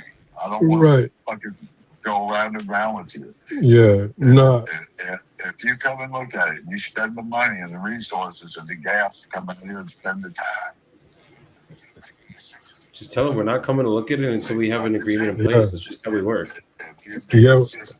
I don't think you're dumb. I think you sound very intelligent. You might be smarter than me, but for us to get this done, this is the only way we can do it. Yeah. I'm going to get drunk like a bag of sand. I'm not going to do it. Yeah, no, I understand what you're saying, Glenn. You sound like an intelligent guy. I'm not here to waste your time. It's just the way we do it. Just we have to get. It's pretty much a virtual handshake. To get the process started. Just getting everything. We're going to do a virtual handshake. I mean, that's it. It's a purchase agreement that's allowing us to buy the property. Say it like that. Yeah, right. It is. This is a purchase agreement allowing us to buy the property. Like I said, I'm not here to hold a gun to your head, Glenn, and force you to sell us the property. I just wanna, like I said, it just needs to meet our buy box pretty much when we go out there. But like I said, everything you told us is pretty much accurate. There should be no problem with us getting this done. Unless you told me tell them go negative. If I can't get this done, I'm gonna let you know. If I can't get this done, I'm gonna let you know in the next couple of weeks. I'm very transparent. 45 days. I promise you that much. I'm not the type of buyer. To wait till day 45 and somebody could advertise a home, right? And sell it.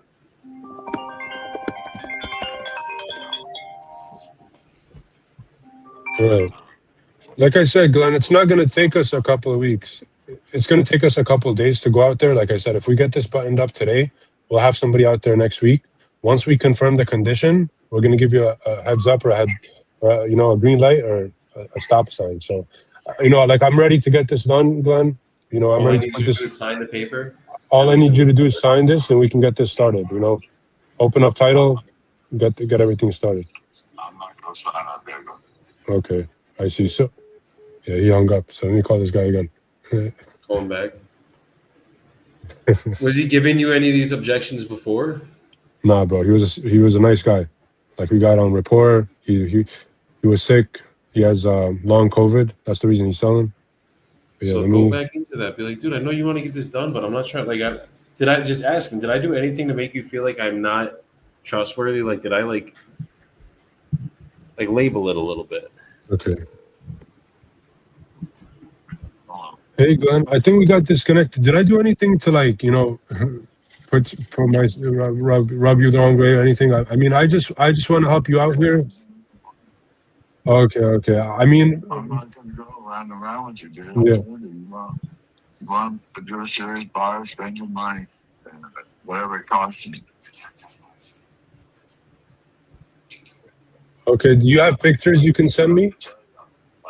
Ask him what gets this done today. He said, well, that's not how we do it. Okay, so what gets this done for you today where it's a win-win situation, where you walk away happy, we walk away happy and we can get this buttoned up today? I'm not signing a paper. Okay, so you would never sign a purchase agreement to sell your property? Contingent upon whether you're not. I mean, any investor that wants to buy your property is going to have a purchase agreement, just so they have something that we agreed in writing. Because here's what happens here's what happened to me in the past, Glenn. And I know you're a trustworthy guy. You seem like very straight up, very honest guy. I had people in the past that told me they wanted to sell to me their property. We sent people out. We spent money, resources, inspectors, the whole nine, and then 2 days later they said they either sold the property to somebody else or they changed their mind. And we were down the drain, $500. So I just don't, like putting money if I know it's not gonna, get things to the finish line. Like I said, Glenn, I'm very honest with you, and I want to get this done the right way. If there's anything I can do, what can I do to, give you that peace of mind that, to give you that? You're putting me in a category. Right. You're saying that other people said they were. It's not that you don't belong in this category. It's that based off our experience, this is how we have to run our business now. Right. Take the emotions out of it for them.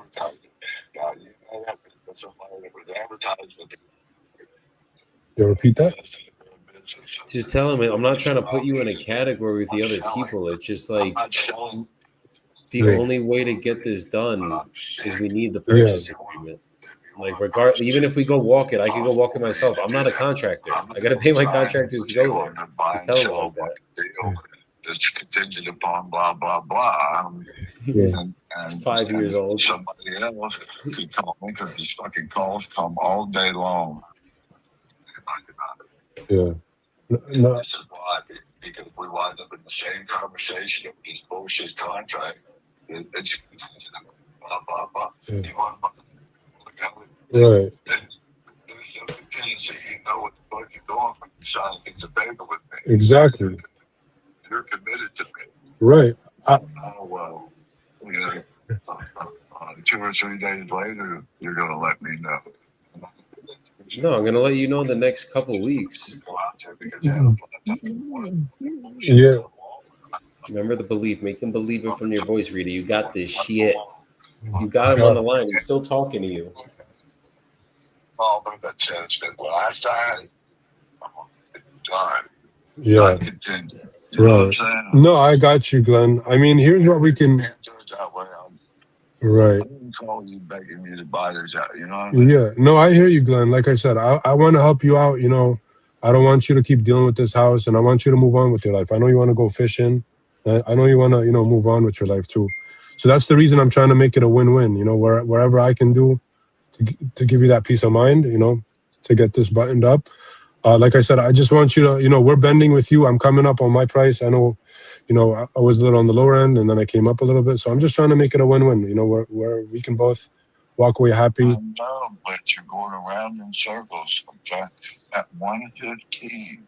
Okay. If the Zillow says it's worth 230 at 115, that's how.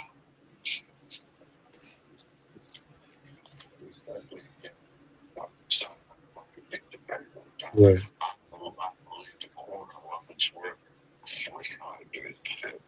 So now it's 100 to it. Okay. So you play a game. Yeah. If you look at it, you know your business. I don't even know your fucking business. Right. I can tell you this. I know what this is worth. What, Yeah. that's all I need about. Right. I don't need, you know what I'm saying? I don't need a Yeah. You want it? I'm sick. Right. Yeah, absolutely. That's the goal, Glenn. Like I said, I know you've been around this so many times. You had contracts that didn't go through. It sounds like to me. I'm just, I don't want you to keep going through all that, hassle. Going talking to people and wasting your Just time. like you don't want me to put you in that box. I don't want you to put me in that box. Say that. Come on. Yeah, I know you don't want me to put you in that box. With my bad experiences, I don't want you to put me in the box for your bad experiences. The only way Like I can even possibly do it. Yeah. You buy it, and then you put money down on it. Right. Not me, because I need money to move Right. out of the way, and then you pay your bills on the closing day.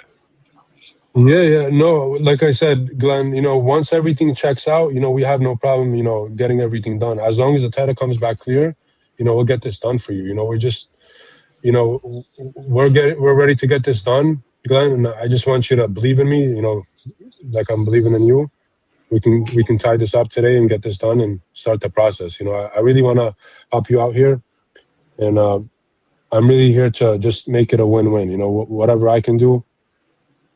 Just to make it, just to give you the peace of mind. So what's holding you up? Is it just the inspection, or what's holding you up from getting this done? Nothing's holding me up. It's what's holding you up. Nothing's holding me up too, brother. I'm ready to go. I'm ready to sign right now.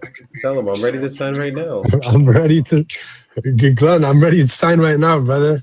I'm ready to sign. I'll sign right now if you sign. Let's just go. Let's give me. You're not signing a purchase agreement. You're signing a contract. Yeah, the contract to purchase your house. I'm not signing. Okay, so You're not signing the deed away to me today, Glenn. Yeah. No, he Yeah. already knows that. We already tried that. Wait around, hope somebody get your shit together. I don't give a fuck about that. Right. I mean, Tell him how we have Brandon in place to follow up with you every single week so you know what's going on. We're not like the other guys you've dealt with. We're very serious about this. You just went full time into this shit. This is all you do. Say it like that. Glenn, here before you go, here's what I can promise you. I've been doing this full time for the last few years. I know you had a bad experience with a few bad apples in the game. I have a transaction coordinator who's going to be giving you an update every week. We're here to get this done, and it doesn't do me any good to lock you up in a contract and waste your time and spend my money, resources, and spend my company's time and everybody on payroll. It just doesn't do me any good.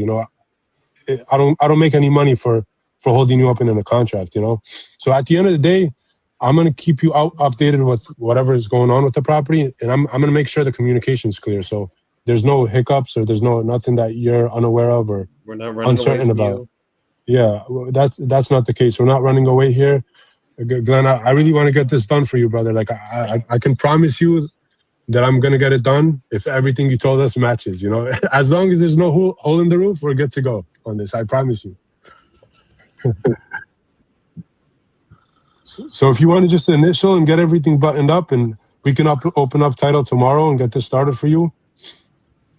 And we can get the ball rolling, so you can move on to your next chapter. Stressful process you've had to fucking deal with. We'll make this the less stressful process that you ever dealt with? The most smoothest and seamless sale for you, brother. I would have said the fucking head deal. Just put a little emotion in that shit. Glenn, so what's gonna change? What's gonna change for us to get this done? I just want to see if I can bend anything, and go fight for you. I don't want to lose my job, but I want to see if I can go fight and bend any corners for you and see if I can do anything. Well, I'm ill. Okay. So I need money to move up here. Okay. How much do you need? Now listen to me. Sorry.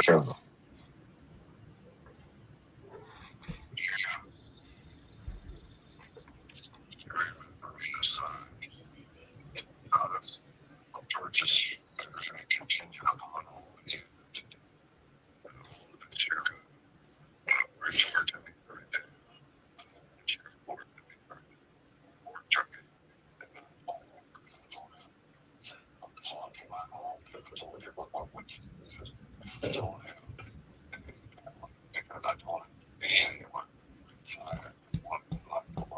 Yeah. If you don't buy this place, the only way to buy this place, I'm not going to go over this again. This Okay. is the last time.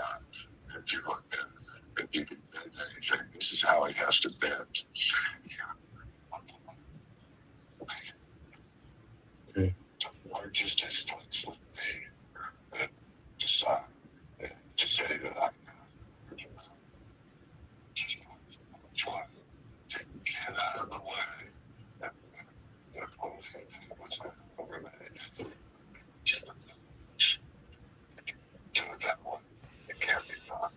Okay.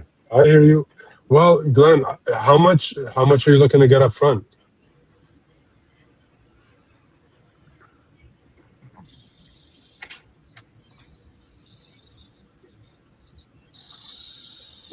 Glenn, you there? Yeah, I'm here. Okay. Yeah. I was just curious. You said you wanted money up front. How much do you want up front?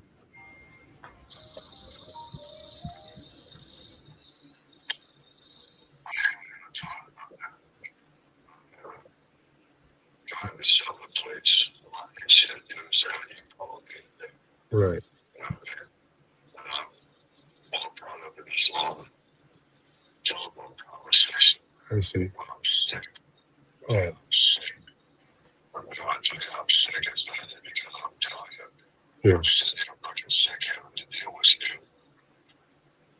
Hell, I don't want to. You want to buy it? Buy it. Right. I want to buy it, but I got to sign the contract to buy it, brother. Your decision. Yeah. Whether I don't The know. only way I could buy it is if we sign the contract. Yeah. I don't need to know them until I'm signing a fucking piece of paper, really. Right. That I'm looking at that I can sign, and then I want to buy this, Glenn. I mean, we're not hypothetically speaking about you purchasing this place. We can. Right.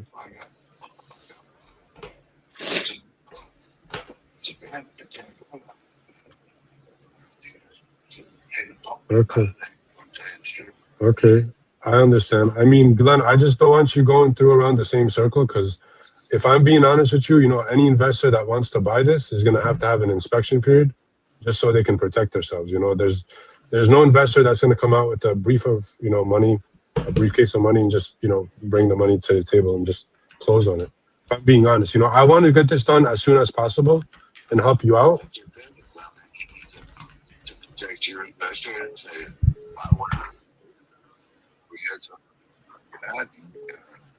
We're ready to make this guy an offer. Right.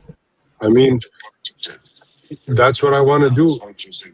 Another purchase agreement contingent. I'm not going to do it. Okay. I'm just not interested in fucking being on hold and my property tied up in the contract. When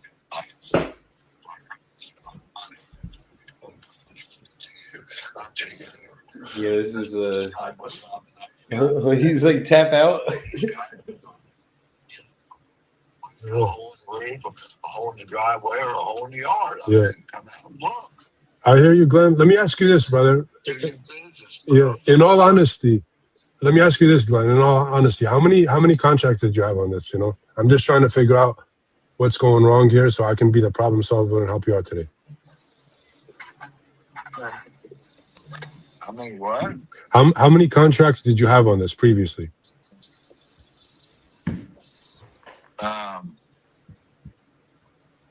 When I first got sick,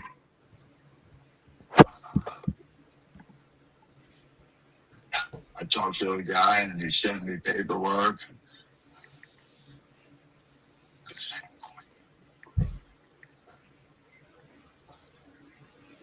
I didn't he wanted me to sign it for him.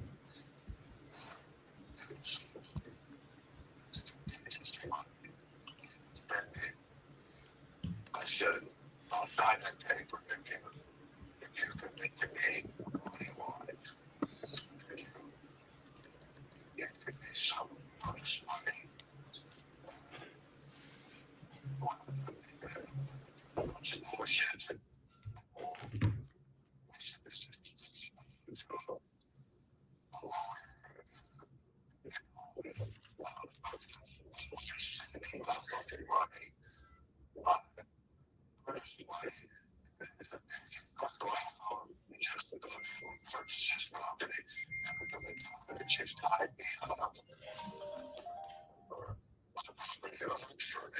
Right. I hear you. We went back and forth. He said, well, how it works? I said, that's how it works in this deal.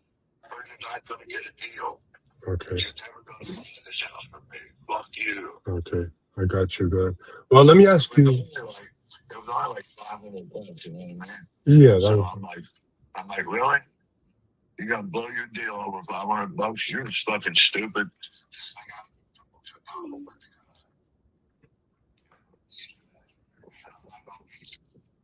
I don't care if you drag me to court. Judge said, whatever it says, I don't give a fuck. Yeah. I'm not the normal guy that you're doing business with. I'm sick and I'm dumping this fucking place. Somebody's going to get it. You know what I mean? Yeah. But I'm not going to be drug around and tricked. Oh, well, you know.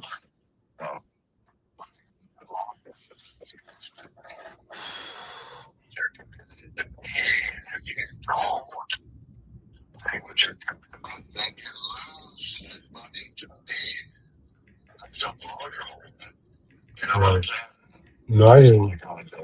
So you had one contract. But they never performed. Were they at 125? Do what? Were they at 125? Your original asking price? Or? I can't even remember what it was. Right. When was that one? Like recently? I purchased this place and I wasn't even maybe. Okay, I see. I got sick, so it was probably January, maybe December, maybe January last year. I hear you. This year. Yeah, I mean, Glenn, if I'm being honest, you know, I want to get a deal done today, but I just don't know if it's going to happen. Just because, you know, I'm trying to do everything, you know, through the title company. Because at the end of the day, you know, we never sent earnest money in my 5 years of doing this. We never sent earnest money to any seller. We usually hold that with the title company.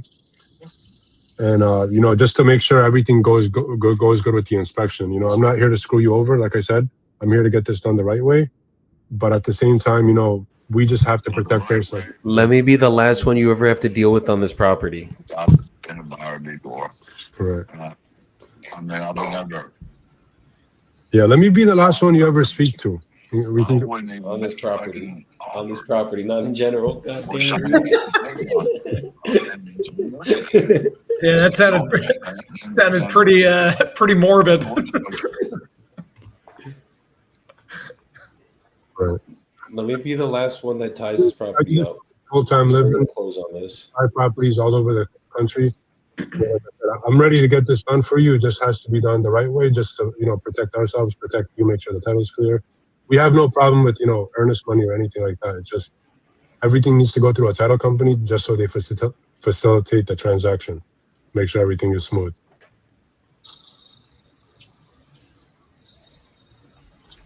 So you know, Glenn, I know you want to sell this, and I know you want to get, you want to get out of here. I just think the only way for anybody to ever do this would be through a title company. But if you think otherwise, I have nothing to say to argue about that. I'm just trying to tell you how it is and how anybody would do it. And I wish I can bend corners, but I just can't. Well, a serious buyer, if I was in that building, I'd have be able to stay here. Buy this property.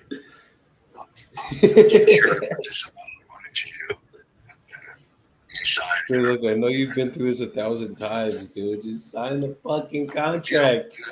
Let me help you. How the fuck would you, even though Gotta be open to receiving. Gotta be open. that might be the way they'll do it, that's fine. I'm not interested in that. Okay. So what's I'm not gonna sign nothing. If the number on the paper is agreeable to me, and when we sign it, then it's gonna be a done deal. No bullshit, no inspection, maybe it's a hole and it's So what's the solution? I mean, if you don't sell this today, are you just gonna keep going through this loop, call after call, or what's the? No, I'm not interested in fucking dealing with buying and selling a house. Okay. Well, Glenn, I don't want to hold you up too long. I mean, I guess I'll just look for my next house down the block. I appreciate you. Have a great day. Okay. I would always end with like, dude, if anything ever changes, I'm here. I know we could get this done for you, but you gotta. I know you've been screwed over so many times. You feel like you can't trust anybody. You're gonna have to do it one last time, brother. It's the only way to get this thing done. Yeah. Nah. Yeah, I did everything I could, bro. But yeah, that was a good point. Appreciate the panelist you. closer has to say something. Let's hear him. Well done, Rita. You did try. I mean, you pushed and pushed and pushed. I feel like you made a lot of attempts to overcome the objections he was putting up.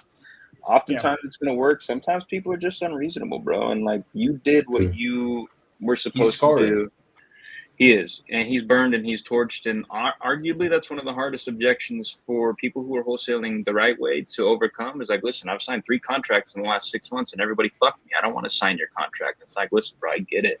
I'm not, but like, how do you convince a person that I ain't going to fuck you? It's not always easy, but agree with Joey, but I think you did a good job, bro. Yeah. This is like the rare occasion, Jordan, where I would, if you are accredited, are accredited with the Better Business Bureau. This is where you do like put that freaking rubber stamp on it. It's like, hey, I don't know who you were dealing with, but we're not going to ruin our entire reputation in general, let alone starting here with your property. We're accredited. We do this nationwide. We got the A rating. We're legitimate. We do 30 properties a month. We do this every single day. Why would we ruin our entire reputation starting now? Right? So that's when you can really throw that on there. And sometimes it does push. That makes sense. Like you can nudge them, but just like the guy you spoke to, Jordan, certain people are just so hard-headed that it's just like the guy I was talking to too. Nothing. We all had one today. Like literally the problem of today is the price works, but they just don't want to do a contract. Yeah. That was like good luck selling your property. Well, except for Jordan's problem. Jordan's was an unreasonable price still, but mine and Rita's was the exact same situation.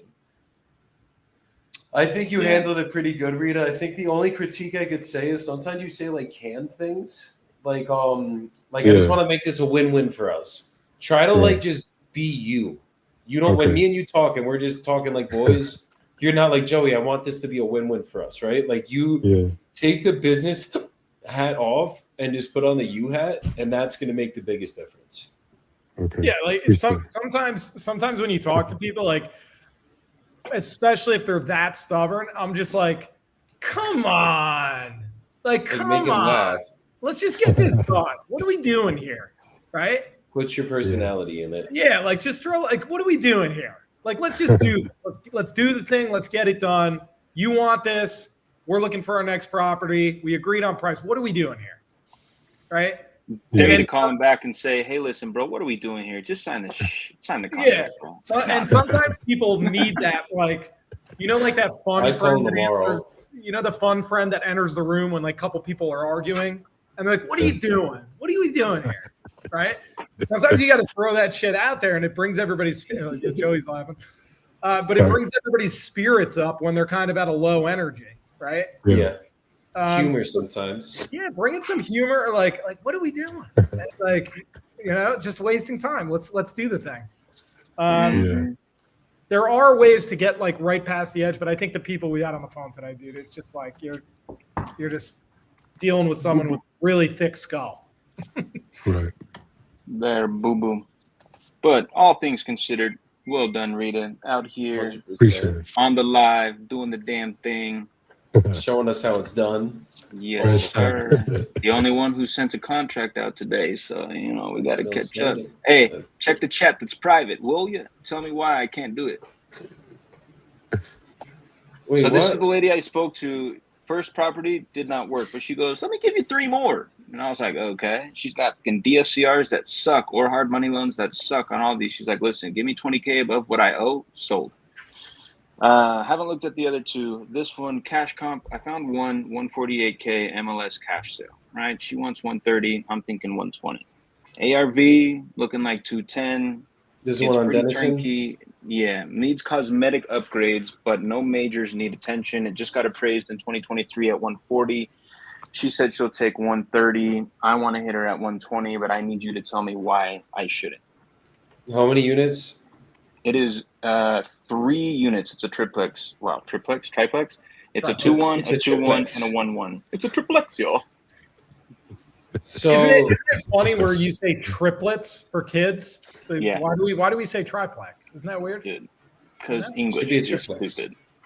English is not the smartest language. No. But Spanish is pretty crazy either. I watched a video today that was like, how do you say how? How do you say I ate? How do you say Como, it's like, come, how do you say this? It's come. como, comes, como. And I'm like, holy shit, what? That's crazy. It does go like that. It does. So you're you're kind of going in, Jordan. You're wondering why you shouldn't offer 120 and just go with the 130.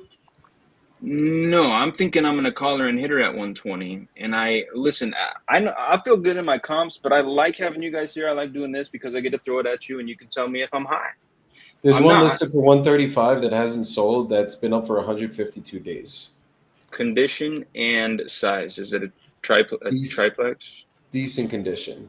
Triplex as well. Or this might be a duplex. Duplex. Similar square footage though? Yeah, similar square footage, but that's a duplex. And there's a triplex for 180. And then if I look at what's sold in terms of triplexes in this area, 135. Multifamily. One at 148. One at 206. This is my thing, really quick. Tell me. She's in a shitty DSCR, right? At 120, 110, whatever? Yes. 110. Why is someone else going to get a DSCR 120, 130 then? What if they don't? What if they come in, buy a cash, flip it? Is that the reality, though? Why not? Where would they flip it at? What price? Yeah. 210. What's Spend sold for 20K 210? on cosmetic upgrades. There's one at 3594 West 49th Street, sold at 206. It's a 4.2. Are you in this neighborhood, though? Yeah. It's the first comp on the list. It's literally right there. Hold on. Are you on Zillow, though? Where are you at? You're on PropStream. How much did you say it sold for? 206. That's 3594 West, and it's smaller. It's probably a duplex. And then on Brick, I'm seeing one 5-bed, 2-bath, 2,100 square feet, 1,900 build, sold at 228. I mean, that was on the market for a god awful amount of days, but it did sell there. So I'm using the 206 comp on Brick. I'm using a 195 comp on Brick, and then I threw that 228 comp on Brick to put me right about 210. So you take out all the square footages. I'm gonna just share Zillow because I don't give a fuck anymore. Can we share screens on this? I didn't even know if we could do that. You could. Y'all can see my screen. Dude, why are we doing this? What are we talking about? This is fire. So this is the neighborhood, right? Yeah. Let me go full screen so I can see this better. Yeah. Because I have so many comps, should I stay in or should I go out? You should stay in. Yes. How many here have sold for 200K? None. But why isn't the one comp that I'm seeing showing up? How far back was it? I typically I'm 12 months You're back. looking 12. What the fuck? And I'm Hold on, only hold under on. multis right now. This one sold in July.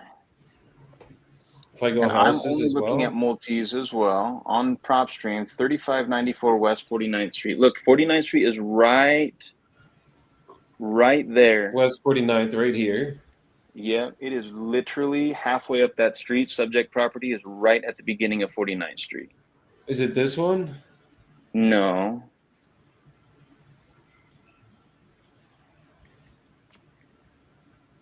What's the number? 3594 West 49th Street.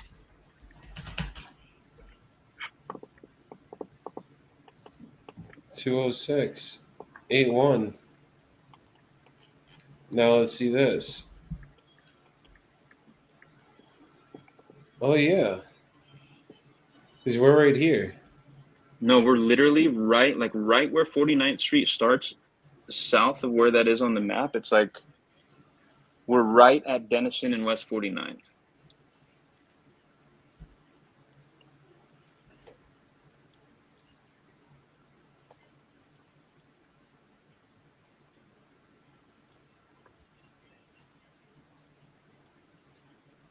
You're right here. Now let's look at this. You're saying 20K rehab, right? Just estimated, quick. What did that one sell for? 206. I did sell for 206. I don't know why I already have 206 in here. Yeah, that's weird. It's exactly in there. It was meant to be. You want to lock it up for 120? So we'd have to sell 130? That's contract price to seller. You put 130. It would be. I mean, someone could buy it technically and make it. Yeah, make a little. You can make a 10K spread on a wholesale. Wait, who, me? Yeah, no, not you, bro. You fucking sell it to somebody. They make it. If you make 10, I'm saying you make a 10K spread. They would make a 30K spread. Got you. And they do a wholesale. Why the fuck wouldn't I just do a wholesale? Huh? I was gonna say, yeah, you just get a. Or novate it. You need to bring 10% down to do a wholesale, and they'll pay for everything else. Or novate it. I'm open to either, but we're thinking 120 is not absurd. Normally, I'm judging Cleveland very hard. The comps are clearly strong in this area. I think 120 would be a fair offer. Yeah, I love it. I mean, there's one that sold for 135 that was smaller. So yeah, 120 should be fine. It was a multi and it needed work.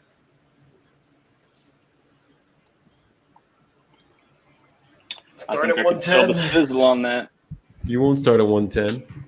You think I'm scared? I'll start at 90.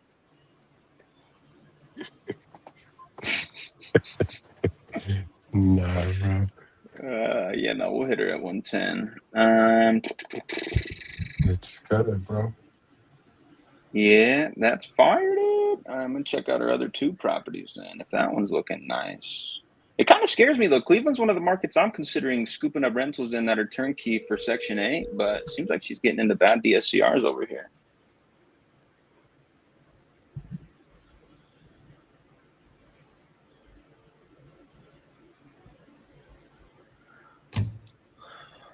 All right, I'm going to call a buyer that's interested in one of our deals that said that we have structural damage on a fucking turnkey condo.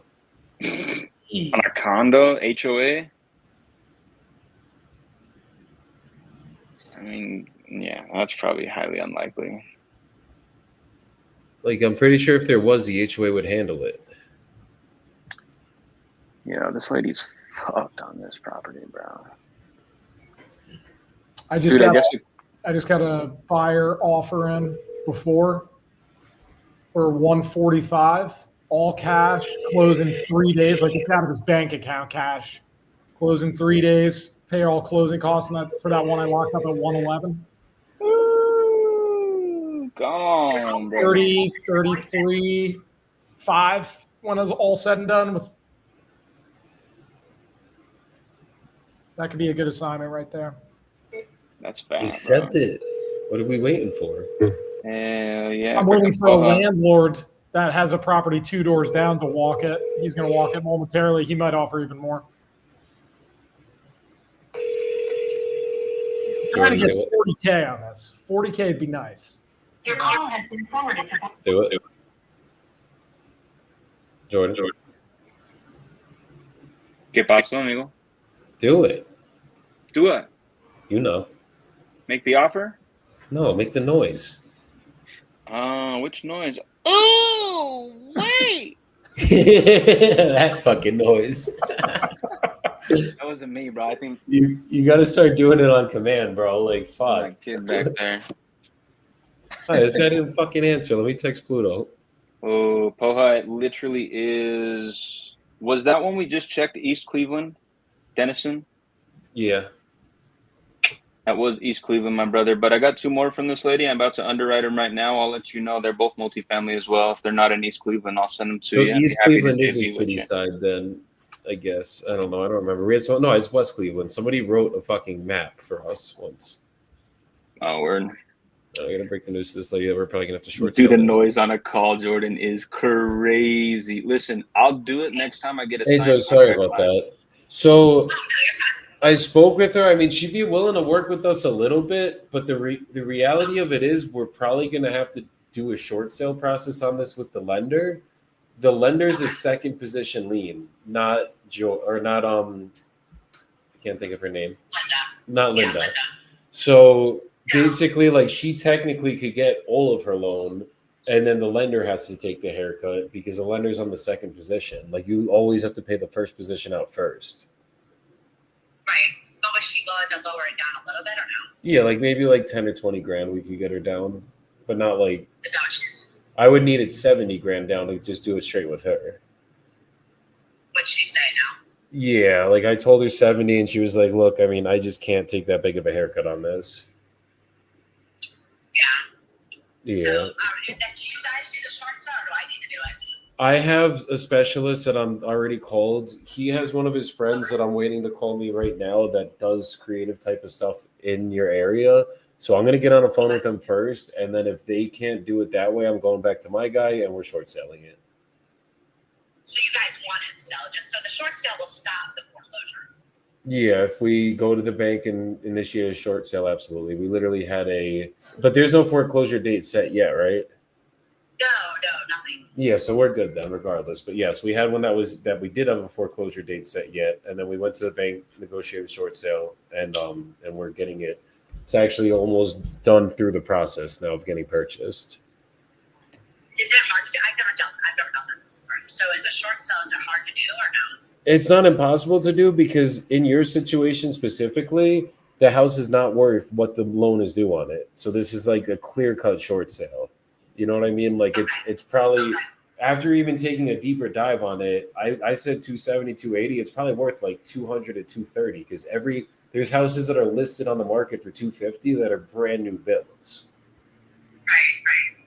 Yeah. Okay, so you guys will handle it all for me. I don't need to do anything. I'm just trying to understand. Like, just work with us. Like I just might need you to sign some documents and work with our realtors and everything on it, but that's about it. That's fine. Yeah. I'm not going to hire because I'm actually on my way back.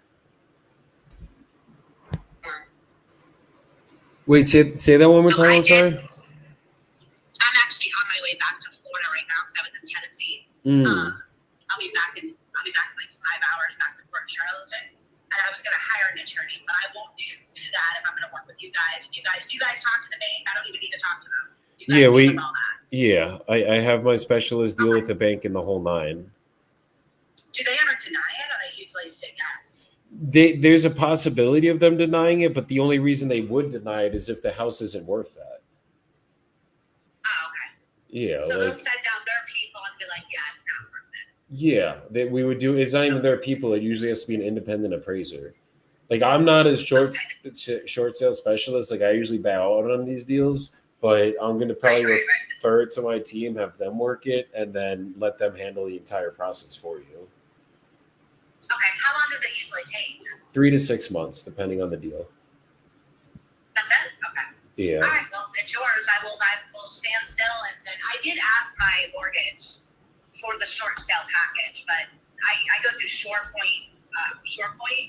They do not, they're like the dumbest idiots I've ever dealt with in my life. You know, you call them and they're like, oh, that's not my department. Oh, yes, I'll send it out. So it's like I'm kind of talking with, I think once you have a lawyer or a real estate agent on it, then they'll move. Yeah, 100%. When it's just you trying to deal with it, sometimes for whatever reason they don't do it. So it's not Figure Lending LLC that has it? No, well, I think they still own it, but ShellPoint deals with it all. Okay, because I see Figure Lending LLC on it. Yeah, but ShorePoint deals with them. Okay, they probably sold it to ShorePoint then or something. Okay. So we're gonna. I'm basically just waiting back on my people to get back to me. So give me another day or two, I'd say, at least by Monday, the latest. I'm definitely going to give you a call back. If you have any questions, call me. I'm here. But we'll figure out a way one way or another to get this figured out for you. All right, so you definitely want it. That's the problem. Don't waste my time with anybody else. Yeah, no, we should be able to get this done for you. And if we can't in the next couple of days, I will tell you immediately. Like, I'm not here to hold you up. All right, sounds good. I'm sure you guys can. I don't think, like you said, I don't even think Linda knew that we took a HELOC loan on the house. Did you tell her we did? Yeah, she knew that there was the other loan and everything, and she was like, "Really? There's another loan on it? That's not good." And I'm like, "Yeah, well, we're in a short sale situation now, so we got to figure this out." She is willing to work, but no, she was extremely nice. Yeah, like she's a really good person. I just think it's just like technically, she has to get paid out first. So like, it's really the lender. They should have never lended you that loan for that much on top of what was already owed on it. That's the issue. Right. I can't get in any trouble for them lending me that. No. They're the fiduciary. They're the bank. You're not the bank. So they have to kind of like, this was their fault for approving this loan. Right. But did Linda, because I mean, you know, like we have it all like set up through, like she's the bank for us. She's the first lender. Yeah. We didn't need to get her permission to take the HELOC loan out. We didn't need any of her permission or anything. No, because you put a second position lien. Like you never need the banks. At least, I mean, I don't know 100%, but I'm pretty sure you don't need the bank's permission to put a secondary loan on the property. It's just this is why there's positions and loans. You know what I mean? Like if this goes into a foreclosure situation, Linda gets paid out first because she had the first position. Then the bank gets paid out whatever they can get. Like sometimes they might have to take a big haircut on this for making this loan. Right, and that's the reason why, like, you know, like I was surprised I didn't have to call her. But because the way we had it set up, like all the taxes, everything's in all my name.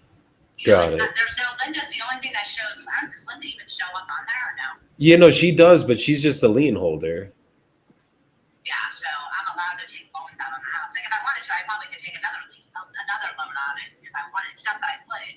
Yeah. But I don't know. At this point, they probably wouldn't let you do it because they'd be like, okay, now there's no equity. You can't use the house as collateral anymore. But yeah, I don't know. I just don't know where it was 2023. You took out the other one. Yeah. So they were probably still hot off the COVID rush and thinking that things were appraising for higher. That's probably what it was. Yeah. So, but yeah, I don't think Linda knew about the second mortgage or the second lien. Because everybody said that take out a HELOC loan on that. It's like so. I listened and took the HELOC loan. Again, I don't know much about any of that shit. So, but I took the equity out because we had to fix some stuff from the hurricanes and stuff like that. That's why we took out a big loan.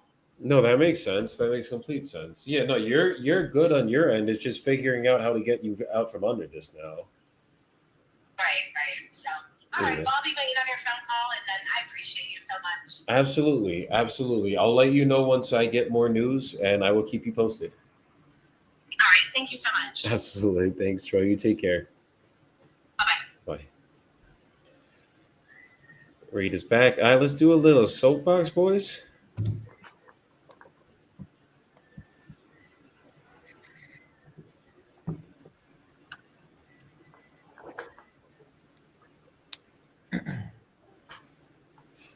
Rita, you want to start? Yeah, I think Rita starts today. Shit. Rita. Earth to Rita. He's smoking that New York pack today. He's smoking that mom. That. One sec, bro. One sec. Let me see. You guys hear me? Yeah. You know, we can. No, one sec, bro. Let me get this.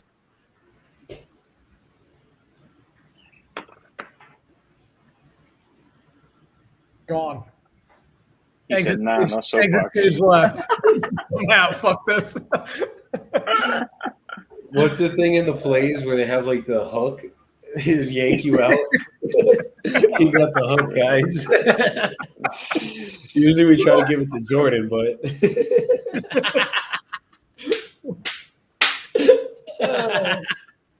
that's funny. Jordan, it's all love. Come on. Oh, don't I know it, brother? We just having fun. Soapbox. What do we got? You can do it. Yeah, great. That was really good. You still waiting on Rita or what? I was gonna give him a minute. Let me text him. Let's see if he's coming back. Oh, this one's not gonna pull up. Phone me. Ooh, Something tells me he's coming back. Let's see this one.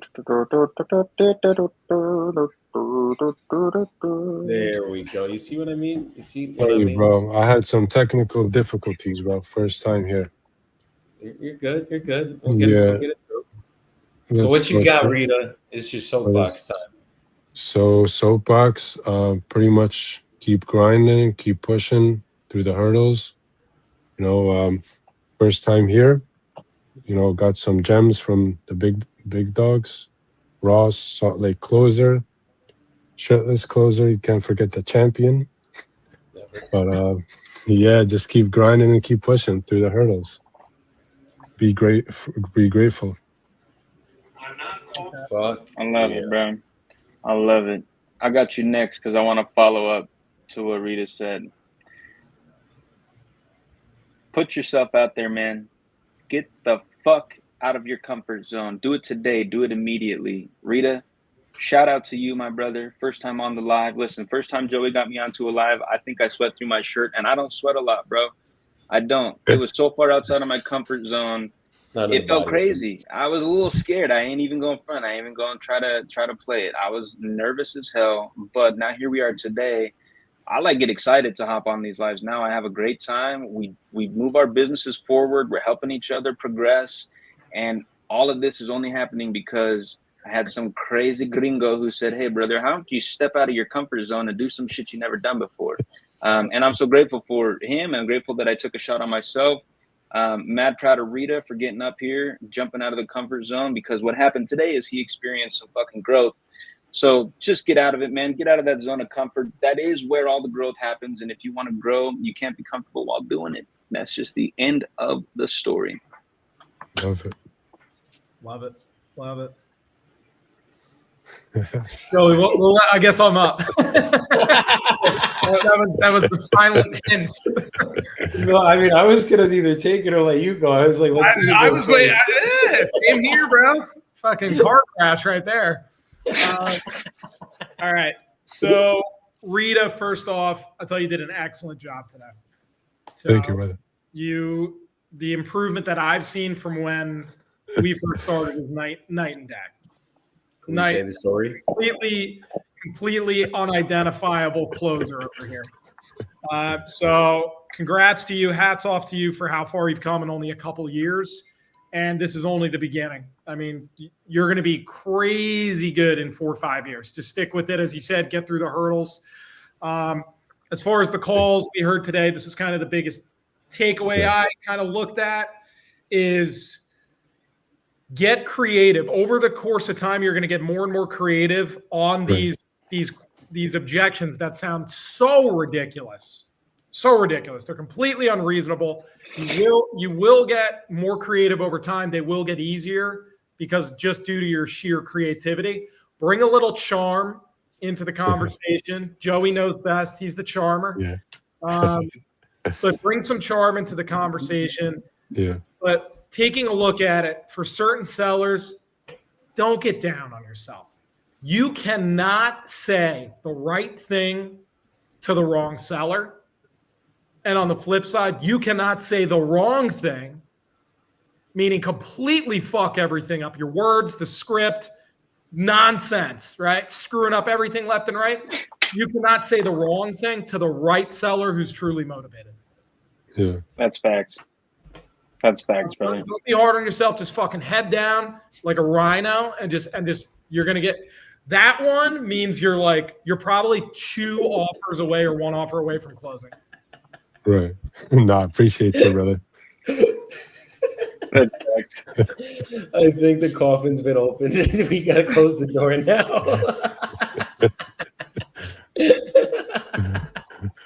All right, let me get into it. Let's get serious faces on for a second here, guys. Show up in everything you fucking do. You guys need to make sure that in everything you are doing, you are fully present. You are fully here. That is the reality of business. And it's hard to do. It's hard to be present in everything we're doing. Like while we're here, we're thinking about eating or other shit going on in our lives. Maybe your bank account isn't where it wants to be. And when you're locked in on this seat, you need to be fully here. You need to be fully with the seller, fully with the call, fully with everything. Even if me and Jordan sitting here fucking with each other on the background on the calls and the names and everything, like we're still present with what we're doing on the calls. Like when I'm on a call, I'm sitting here chirping Jordan in the background, but he's present with the seller. And that's what it's gonna take to close these people. It's like physically being here with you and making sure I'm fucking listening to everything, having the experience with you the whole 9. Then in everything else you do be present. When you go to the gym, you're at the gym. When you're with your family, you're with your family. When you're taking a shit, you're taking a shit. Like be present in every fucking thing you're doing and stop getting into 20 different things at once because your relationships suffer from it. Your clients suffer from it. You don't do the same quality work. But when you just lock in for a little bit, do 2-3 hours on the phones like we just did and are just fully present in that moment, just fucking getting done what needs to get done. We might have a short sale that we got worked out. Rita got a deal that he sent the contract out to. Jordan has a guy who's negotiating with. Ross just got a fucking deal that he could have signed for $35,000. Like, might even push it up to 40 now. We're present. We're here. We're in our businesses. So that's what it takes. And have some fucking fun in the process. Like, this is why me and Jordan are the children that we are up here. Because it's like, we're just going to be us. I don't give a fuck what anybody thinks or cares or feels about it. Have fun while you're doing this shit. When you have fun, you make it fun. You gamify this shit. Like, trust me, if me and Jordan and Ross, every live, we're just up here like, okay, I'm going to call the next seller. Yeah. Hi. Like, I'm not going to fucking enjoy it. I'm not going to sound good. But if I'm fucking laughing before I get on a phone because me and Jordan are fucking with each other, me and Ross are fucking with each other, whatever it is, and then I get on that call and I have that vibration coming out, it's like we're fucking chilling. We're good. That seller kind of wants to hear my voice now. That's why I talked to the lender. I lowballed her at 70 grand. Like, fuck, she owes 140. I literally cut it in half, made that fucking offer, and she was like, yeah, no. And I got the seller with that Rita actually teed up. And maybe, I mean, look, this is a short sale situation. I don't like getting deep into short sales. Like, it's sketchy territory, wholesale and short sales. That's why I don't wholesale them. But maybe we'll get a realtor to send us a little marketing money or some shit. We'll see. But we're going to toss it over to somebody that knows what they're doing, get that done, and move forward from there. So make sure you guys are present in what you're doing. Have fun through the fucking process and keep tuning into these lives. Join the fucking community. Rita's one of our community members. Ross shows up from time to time in that bitch. And fucking Jordan is literally up there every Wednesday coaching the fucking comp calls. So if you guys need some fucking help, come through. Let us help you. Stop, drop your ego. I know it's like, oh, why would I let some shirtless guy coach me? Because I fucking can. That's why. So let's do it, guys. I'll see you guys next week. I mean, I might come up live tomorrow, a little pop-up. I think me and Treston were talking about going live. So if you guys see me, you see me. I'll let the boys know too so we could all hop in. But little pop-ups are going to be happening from time to time. So go have a good weekend if you guys don't see me. And make sure you guys end this week strong and take some time for yourselves. Peace out, y'all.